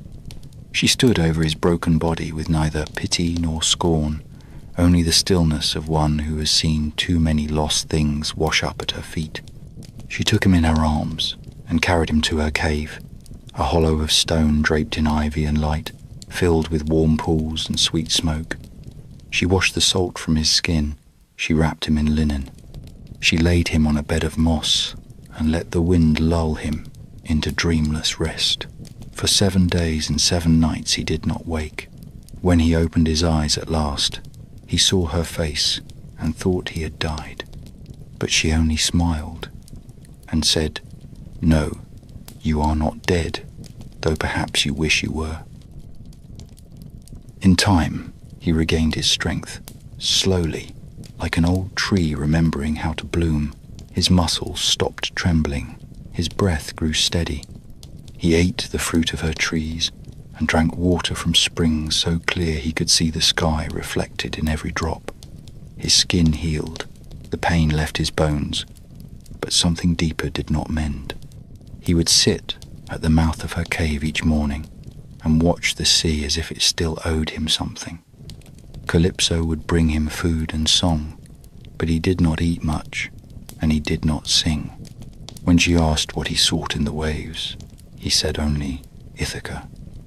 And though she did not flinch, her eyes darkened. She offered him more than rest. She offered him a place beside her, a life of ease without war or sorrow, a deathless existence in the arms of an immortal who could keep him young forever. No pain, no aging, no gods, no kings. Just the two of them, alone on an island that never changed. She told him he was loved. She told him he had suffered enough. She told him that the world of men had nothing left to give him. And perhaps she was right. Perhaps the gods had no more mercy to offer. Perhaps Penelope was dead, or worse, remarried. Perhaps Telemachus had forgotten his name. Perhaps Ithaca no longer waited, but still Odysseus said no. Each morning he sat upon the same rock, staring west, not because he hoped, not because he believed, but because he could not bear to stop. He had survived too much to surrender now. Even in paradise, his heart beat for a home that might not exist. Calypso said nothing more. She watched him like one watches a fire burn low, knowing it will go out, but unable to look away. She did not rage. She did not beg. She waited. and somewhere high above, where Olympus pierced the clouds and the gods spoke in murmurs that shook the earth, the name of Odysseus was spoken again, and at last someone listened. Far above the gentle lapping waves of Ogygia, beyond the clouds and the winds and the reach of mortal breath, the halls of Olympus shimmered in gold and firelight. There, beneath ceilings that gleamed like hammered bronze and columns carved from the bones of the world, the gods watched the mortal world in silence. Some laughed, some schemed. Most had already forgotten the name of Odysseus. It had been years, years since Troy burned, years since ships splintered on foreign shores, years since men who once stood proud among heroes had turned to salt and silence beneath the waves. But gods, though they do not age as mortals do, grow bored, and boredom in their realm was dangerous. It meant they looked down again. They remembered their games. They spoke names they had not spoken in an age. And when Odysseus's name rose among them again, it did not go unheard. Athena had not forgotten. The grey-eyed goddess, daughter of wisdom and war, had watched him in silence as he wandered from isle to isle, bleeding and burning and losing piece after piece of the man he once was. She had pleaded often on his behalf, but Zeus, father of gods and holder of storms, had waited. He called it balance, he called it punishment. He claimed to honor Poseidon's rage, for the sea god had not yet forgiven the man who blinded his son, and laughed while fleeing the cliffs of the Cyclopes. But now Athena stood once more in the great hall, a spear in hand, her voice low and sharp. She spoke of Ithaca, of a queen waiting in shadows, and a son growing into manhood in the absence of his father. She spoke of a mortal who had been broken and battered and yet had not yielded. She said it was time. Zeus, who had once thrown mountains and set cities alight for less, nodded at last. Perhaps he was moved, perhaps he was tired, perhaps he simply missed the sound of his own justice. He turned to Hermes, the swift-footed messenger, and gave the order that would ripple down from Olympus and stir the world of men once more. "Go to Ogygia," he said. "Go to the nymph. Tell Calypso that the mortal she holds must be let go. Not tomorrow, not someday, now. The order cannot be refused. The time has come." Hermes obeyed. With wings upon his feet and a cloak woven from dawnlight, he flew from the heights of Olympus and crossed the world in the span of a breath. He descended through clouds thick as sheep's wool, through wind and rain and sudden silence, until the island of Ogygia appeared below him like a green jewel set in silver. He landed in the grove that circled her cave, where trees bore fruit in every season and the air never changed. Calypso saw him coming. She was waiting. She met him at the threshold, her face calm, her eyes dark as the deep. She offered him food, as was custom, and wine that tasted of memory. But Hermes did not sit. He did not drink. He unrolled the scroll bound in gold and read aloud the words that had been carved by thunder. She is to let the mortal go. He is to build a raft. She is to help him. She is to say farewell. The cave grew colder as he spoke. The light dimmed. Calypso stood very still. She asked no questions. She shed no tears, but her jaw was clenched and her hands curled at her sides. When Hermes left, she did not watch him go. She turned instead to the sea and stood there for a long time, listening to the waves, as if they might offer a reason for her sorrow. They offered none. The gods had spoken.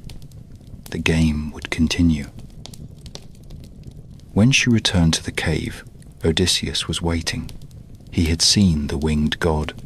He had felt the shift in the air. He asked her nothing. She answered with silence. Then, slowly, she told him what must be done. She would give him tools. She would give him wood.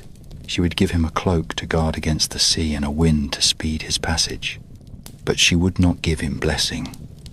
Not because she did not love him, but because she did.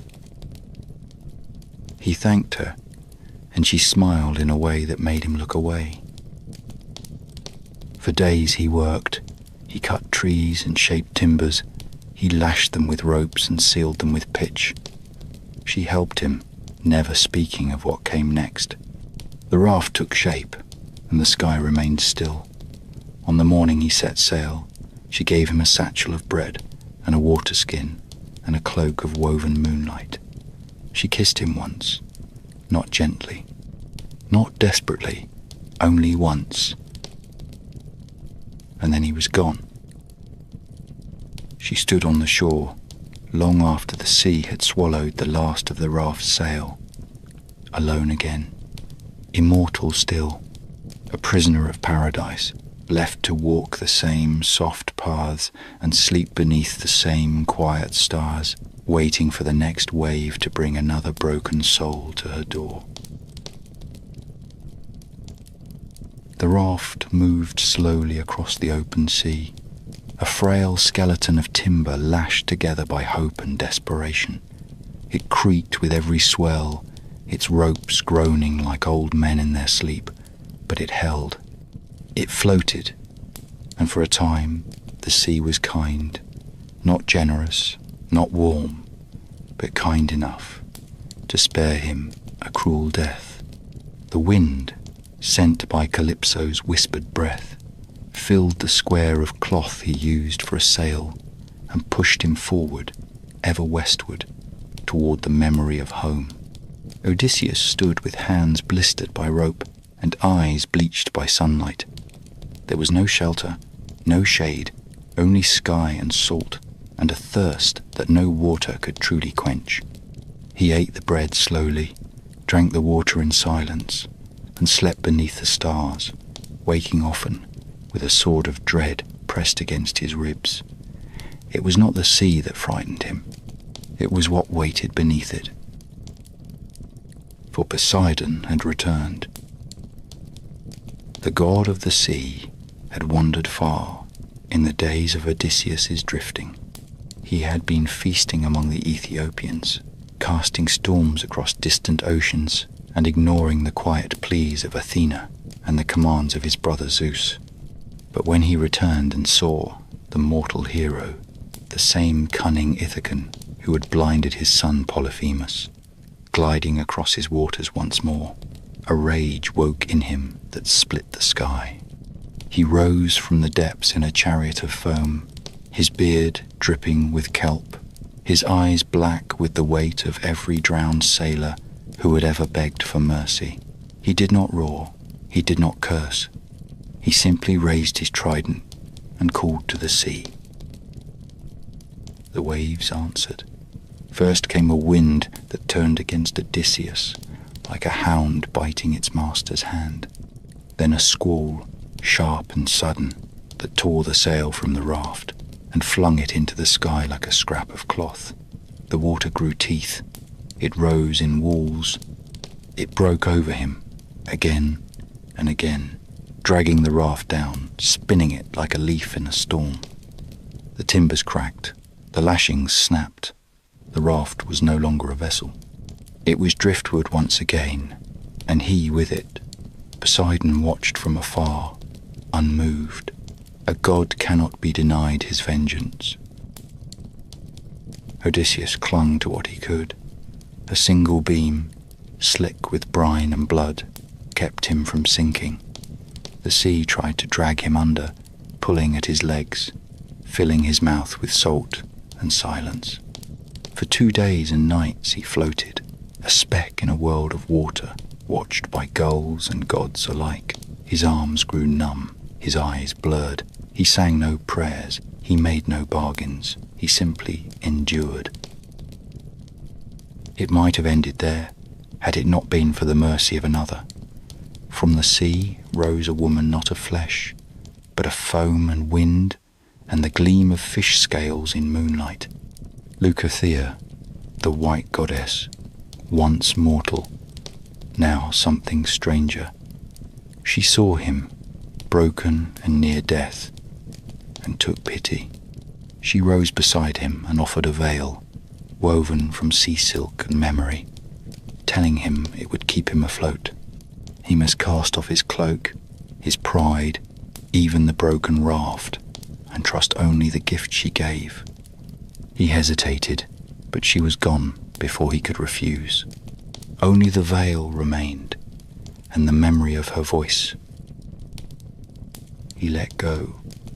He wrapped the veil around his chest and cast himself into the waves. The sea pulled him under, but he rose again. It tried to silence his breath, but he clung to life with the stubbornness of old kings and dying stars. For days he drifted, his body stripped of strength, his mind walking the edges of madness. And at last, the sea grew bored. Poseidon, satisfied or simply distracted, let the winds die. The current turned, and the shore of Scheria came into view. Green hills rolled beyond white sand. Tall cliffs stood like watchmen at the edge of the sea. Trees bent in the breeze, and the sound of birdsong broke the long silence that had followed him across the world. He crawled onto the beach like a man reborn from the ocean's womb. His hands dug into the wet sand as if to test that it was real. He kissed the earth, not as a man returns home, but as a ghost touches life for the first time in centuries. He was alone, but he had survived. Again. The sand clung to him like a second skin, and his limbs were slow to obey. He had come ashore with nothing, not even the strength to weep. For a while he lay at the border where the sea met the land, where each wave reached out to drag him back, only to retreat before the decision could be made. But the tide did not claim him. The gods had taken enough, and for now they were still. When the sun rose, it cast its light across the coast of Scheria, and the land revealed itself as green and wide and welcoming, a place untouched by war and forgotten by wrath. Odysseus pulled himself up the slope with the care of a man who has known too many betrayals. He moved slowly into the shelter of the woods, found a bed of leaves beneath a pair of olive trees that leaned together like old friends, and at last gave in to sleep, dreamless and deep. It was not the gods who found him there, but a girl. Nausicaa, daughter of King Alcinous and Queen Arete, had come to the river's edge with her handmaidens to wash garments and laugh beneath the morning sun. She was young and proud, her skin golden with youth, her voice full of the music that lives only in people who have never had reason to fear the future. When the girl's laughter rang out across the valley, it woke Odysseus. He rose from the underbrush like a beast broken loose from a net, salt-streaked and half-naked, his beard matted, his eyes wild. The girl shrieked and scattered, but Nausicaa stood her ground. She did not run. Her breath caught in her throat, but her feet did not move. There was something in him that made the gods lean closer when he spoke. She saw not the wreck he appeared to be, but the shadow of something older and stronger, a man who had endured and could endure again.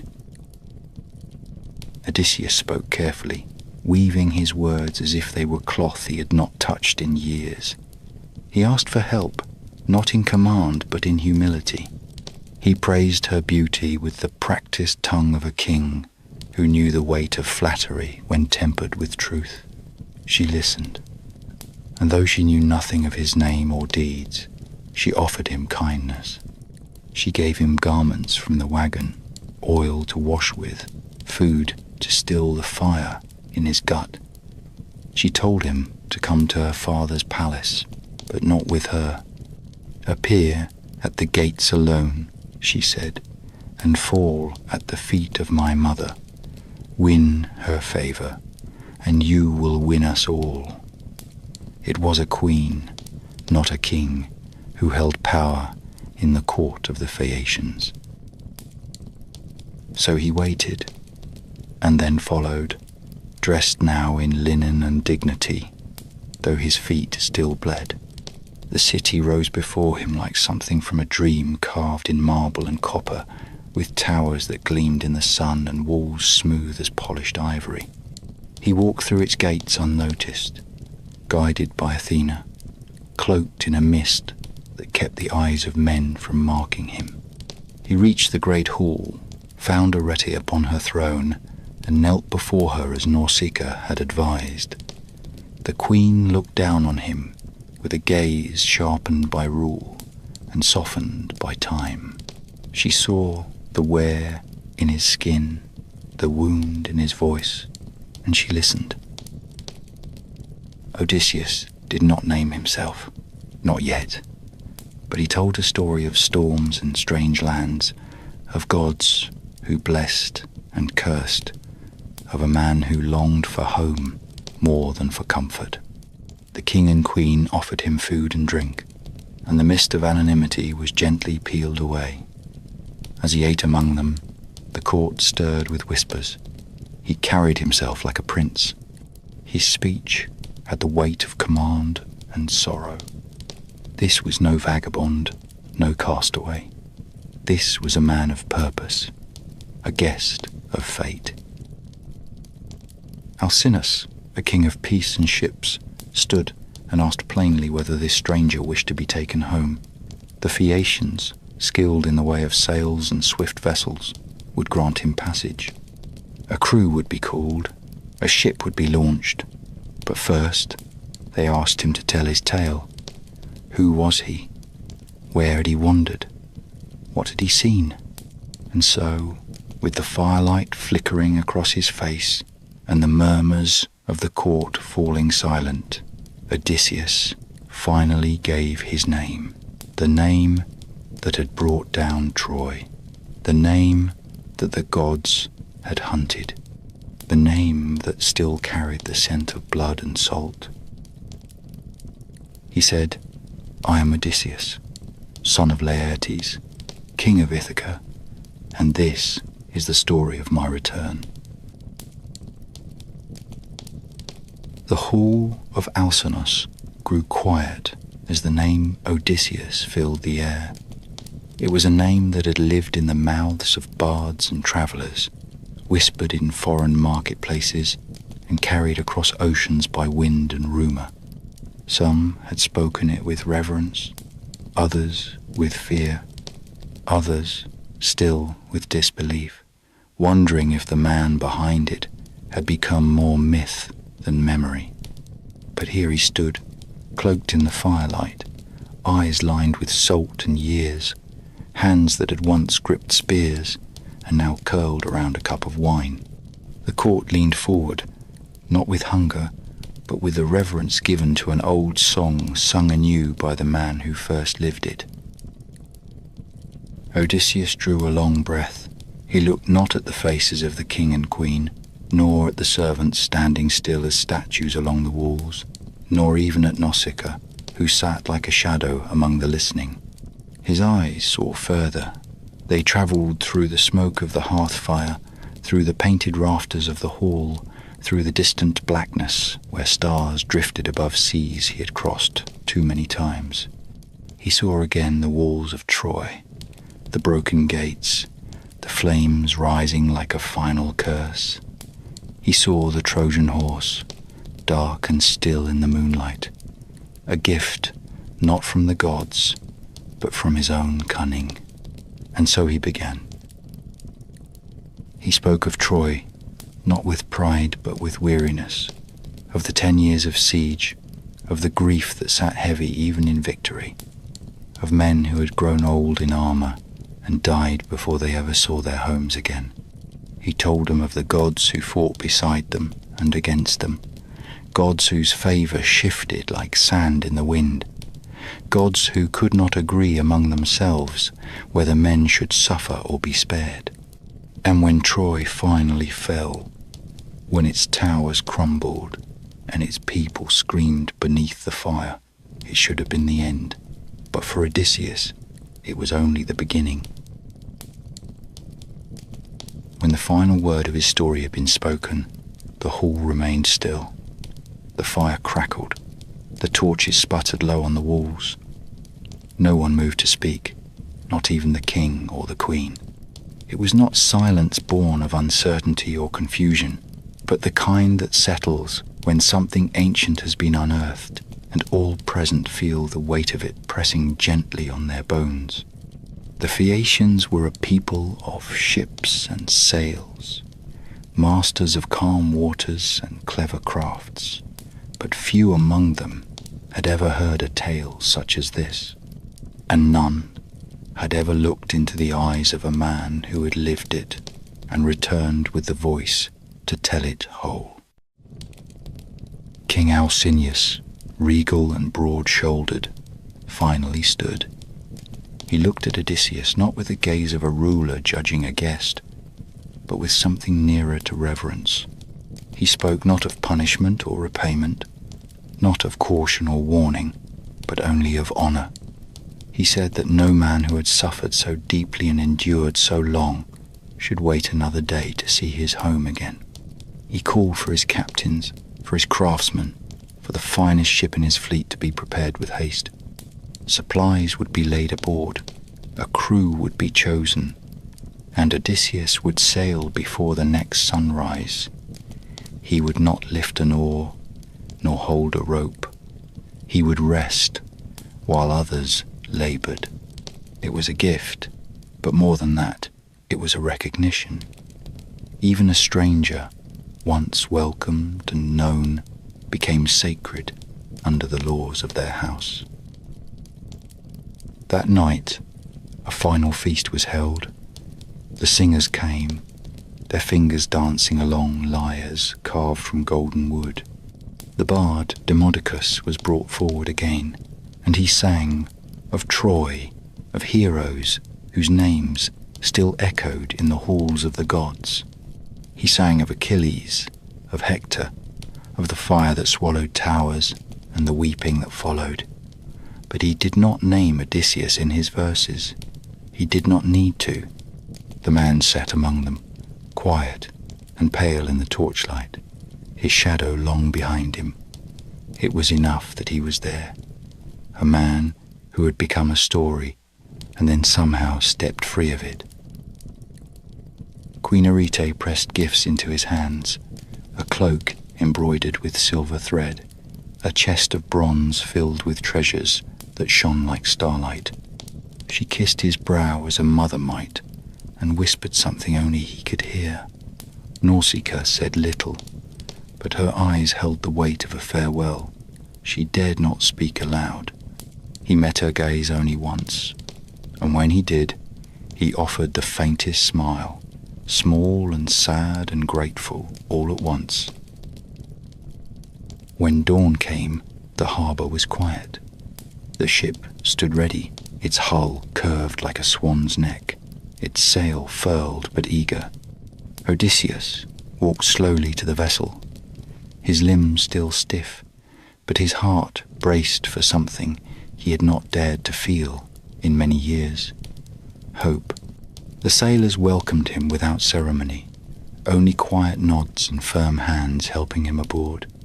He sat at the stern, wrapped in the cloak Arete had given him, his eyes fixed on the sea that stretched before him. He said nothing. There were no final speeches, no vows, no promises. The anchor was drawn. The wind filled the sail. The ship glided from the harbor like a dream slipping into the edges of sleep. The sea was calm.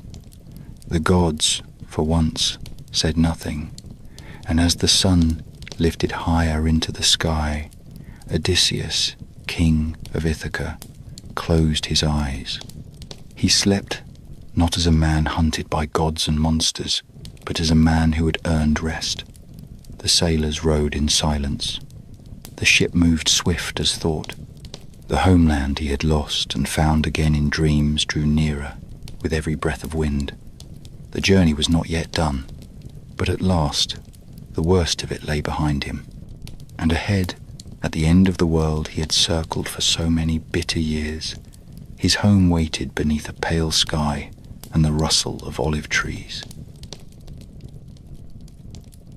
The ship sliced through the waves like a knife through soft linen, silent and steady, carried not by the straining of men's backs, but by the will of the gods, who had at last grown weary of tormenting him. The sea lay still beneath a sky the colour of polished stone, pale and endless. Odysseus did not wake. He lay at the stern, his hands folded over his chest, his head resting on the cloak Queen Areta had wrapped about him, and he did not stir. His breath came slow and deep, the sleep of a man who had passed through fire and frost, who had wept in secret and screamed without sound, who had lost more than he could count, and had not yet dared to reckon what remained. He did not dream. His mind, long tormented by visions of monsters and storms, had gone quiet. No images came to trouble him, no voices, only the peace of darkness. The Phaeacian sailors did not speak as they rowed. They had seen enough in their lifetimes to know when a journey was sacred. This man was not merely a traveller. He was a vessel of something older than oaths, a figure pulled from the scrolls of myth to walk once more among men. When Ithaca rose on the horizon, a green spine emerging from the breast of the sea, they did not cheer. They only lowered their oars and let the tide draw them closer. The harbour was empty, as if the island itself knew to hush its breath. The cliffs watched in silence. The trees stood still. The water whispered against the hull, and not a gull cried out. It was not the return of a man. It was the return of a shadow. They brought the ship to shore beneath the cover of twilight.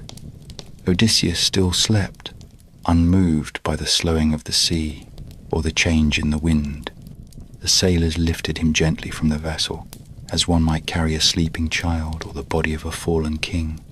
They placed him on the sand, with the chest of gifts beside him and the cloak still wrapped about his shoulders.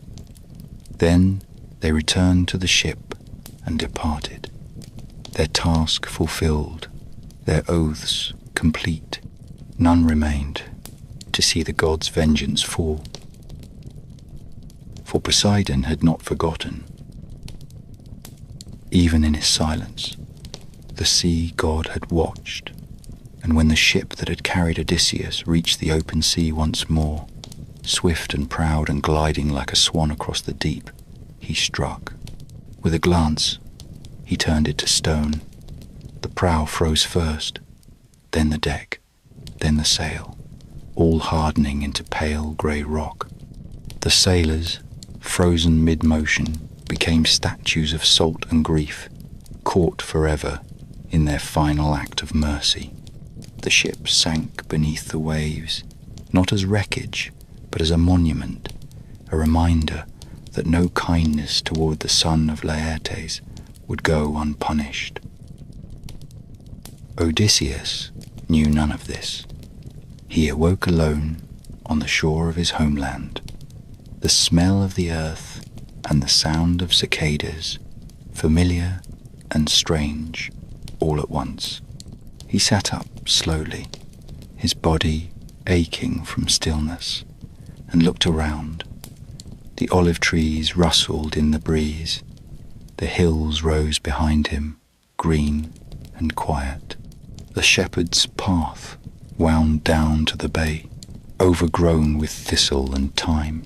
It was Ithaca, but not the Ithaca he remembered. Years had passed. Time had pulled gently at the corners of his kingdom, worn the stones, thickened the vines, yet it remained. It had waited for him. But even now, he could not rise and walk openly into his halls. He was not yet a king. He was a stranger on his own soil, a ghost among the living. His house was no longer his alone.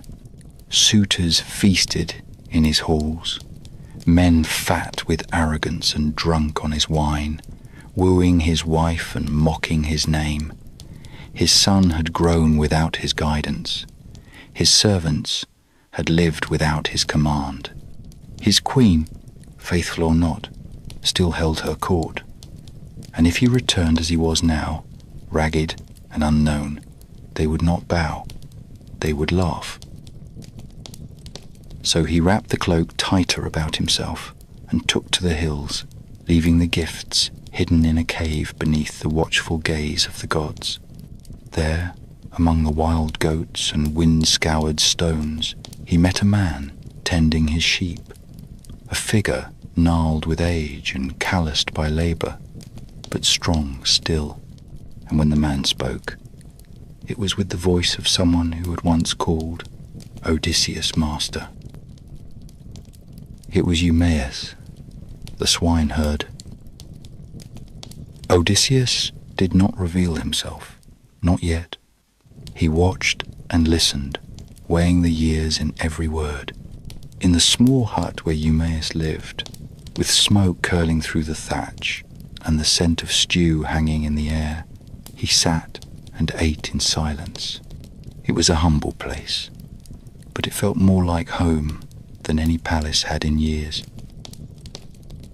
The king had returned, but the reckoning had not yet begun. The hut was low and weathered, its walls patched with branches and hardened clay, its roof sagging beneath the weight of a dozen winters. Smoke seeped from a narrow hole at the top, the kind that stung the eyes but warmed the bones. Inside, the world shrank to firelight and the clink of wooden bowls. Eumaeus, the old swineherd, moved with the tired grace of a man who had known both servitude and pride, who had held fast to his duty, even as time forgot to reward him. He spoke often, not with boast or bitterness, but with the slow voice of someone who had been left with silence for too long.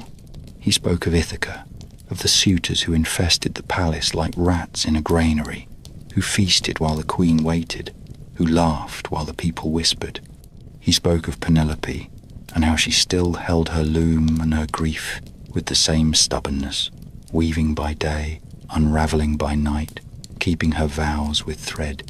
He spoke of Telemachus, who had left to seek word of his father, full of fire, but walking into the world like a lamb among wolves. Odysseus listened. He kept his name behind his teeth, like a blade hidden beneath a cloak. He nodded, asked questions like a beggar curious about royal gossip, and the more he heard, the more a slow fury rose in his chest. Not the wild rage of the battlefield or the storm-tossed shipwreck, but the cold, patient wrath of a man who had endured too much to die quietly. His house had become a stranger's hall. His people lived beneath the shadow of thieves. His son, untried and outnumbered, wandered through kingdoms seeking a ghost, and yet here, in this smoke-stung hut, loyalty remained. Eumaeus had not bent the knee to those who came to feast on what was not theirs. He had guarded the flocks, honoured the memory of his king, and waited. That night, as the wind howled through the olive trees and the fire crackled low, Odysseus spoke to the gods, not loudly, not with prayer, but in the quiet between breaths. He named them. Athena, who had followed him through every shattered shore. Zeus, whose thunder had both cursed and saved, Poseidon, whose hatred had shaped the very years of his journey. He named them not to praise or to beg, but simply to be heard.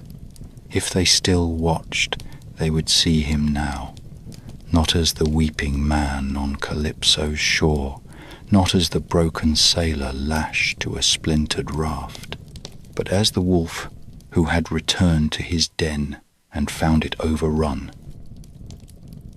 In the days that followed, Telemachus returned. Athena herself guided him home through seas that had once turned against him, and brought him to Eumaeus's hut as the sun set behind the hills. Father and son stood beneath the olive trees, one with shoulders weighed down by the years, the other with the restless fire of youth, still untempered by blood. They did not know each other, not truly. The boy had been a child when the ships left for Troy. The man had become a myth, whispered in longing and half-remembered songs. But when their eyes met, when words passed between them, truth rose like a flame long buried beneath ash. Odysseus revealed himself, not with grand speech, not with tears, but by lifting his disguise, his voice steady and low, his face shadowed but proud. Telemachus stared, stunned by the gravity of what stood before him. He did not embrace his father. Not yet. He asked questions. He measured the man by his answers. And when the truth settled in his bones, when doubt fell away like a shattered scab, he fell into his father's arms, and for a brief moment, the years that had torn them apart seemed to vanish. Plans began to form. The suitors still sat fat and careless in the palace halls, believing their dominion unchallenged. They did not know that the king had returned. They did not know that the sun had become a man. They did not know that the gods, silent for so long, had begun to watch closely once again. Odysseus would not return to his home with trumpets or banners. He would return like a storm crawling over calm waters. He would wear the face of a beggar and carry no sword. He would walk through the doors of his own house as a shadow, as a whisper, as a reckoning long denied. And when the moment came, when truth would be revealed and names reclaimed, it would not be done with mercy. It would be done with the quiet, final justice of a king who had come home. The palace of Ithaca stood atop its rise, quiet in the early morning, a place of ancient stone and tired beauty. Vines crept along its outer walls. The great doors, carved with tales of gods and beasts, no longer guarded the honor they once did. Within, the halls echoed, not with the laughter of a king's household, but with the clatter of strangers feasting. The suitors had taken it for their own, grown bold in the absence of the rightful master. They lounged on couches meant for nobler men, spilled wine across woven rugs, shouted orders to servants who once served with pride, and mocked the name of Odysseus, as if he were nothing more than a tale to frighten children. The queen's weaving room had become a place of whispers and strategy. The boy Telemachus was watched but not feared. And Penelope, the queen with iron in her spine and mourning in her eyes, moved like a ghost wrapped in silks. They believed the king would never return. The gods had taken him. The sea had swallowed him. And so they drank and schemed and waited for the queen to choose one of them, to surrender her throne and her body in the same breath. None saw the gathering storm. Odysseus returned as a beggar. His back was bent, his face unshaven, his clothes stained with ash. Even his voice had changed, roughened by years of screaming into the wind. None recognized him as he entered the hall. None bowed. They sneered and shoved, tossing scraps of meat and insults as if he were a stray dog sniffing at the edge of their feast. But he watched. He memorized faces. He counted the blades they carried and the distance between them. He marked who laughed and who stayed silent. He learned the measure of his enemies with the patience of a hunter preparing the last shot. Telemachus played his part. The son, who had once wandered the world seeking news of a father, now sat beside the very man, saying nothing. His eyes held the secret, but he betrayed nothing in word or tone. He waited as Odysseus waited. Even the gods held their breath. Penelope remained distant. She watched the beggar with narrowed eyes, her heart stirring in strange ways. Something in his posture, something in his silence. But still, she did not ask. She dared not. Hope had been a cruel companion, and she had learned to mistrust its voice. At last, the moment arrived. It came not with a sword drawn, but with a test. Penelope brought forth the bow, the great bow of Odysseus, curved and polished, carved from horn and strung with the sinew of giants. None among the suitors could string it. One by one they failed. Their arms trembled, their pride cracked. They laughed to mask their shame, and then the beggar stepped forward. Mockery greeted him, shouts and curses, but Penelope, veiled and still, gave her silent consent. Telemachus cleared the space around him, and Odysseus took the bow. He strung it not with effort, but with memory. His fingers knew its shape, his shoulders remembered the pull. The string sang like an old song, long forbidden. He notched an arrow. He took aim. He fired. The shaft split the air like a knife and buried itself in the target with a thud that silenced the hall. Then he spoke. His voice rang across the room, clear and unshaking, stripped of disguise. He named himself. He claimed his house.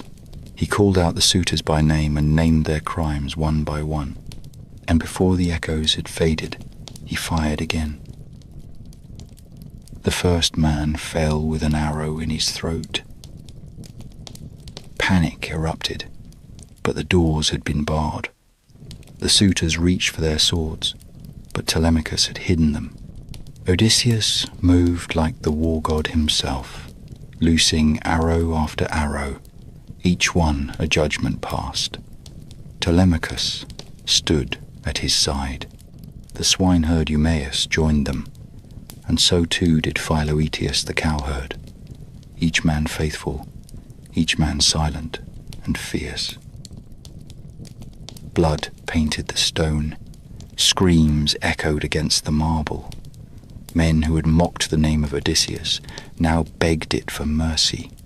He gave none, not after the years lost, not after the halls defiled, not after the throne stolen and the heart of his queen wounded for so long. It was not vengeance, it was balance, a reckoning long overdue. When the final body fell, when the silence returned and the torches flickered once more in quiet rhythm, Odysseus stood alone in the center of the hall. The bow hung in his hand. His eyes burned with the cold fire of a man who had waited too long for justice. Around him, the sons of nobility lay broken. The tables were overturned. The house smelled of blood and ash. And still he did not weep.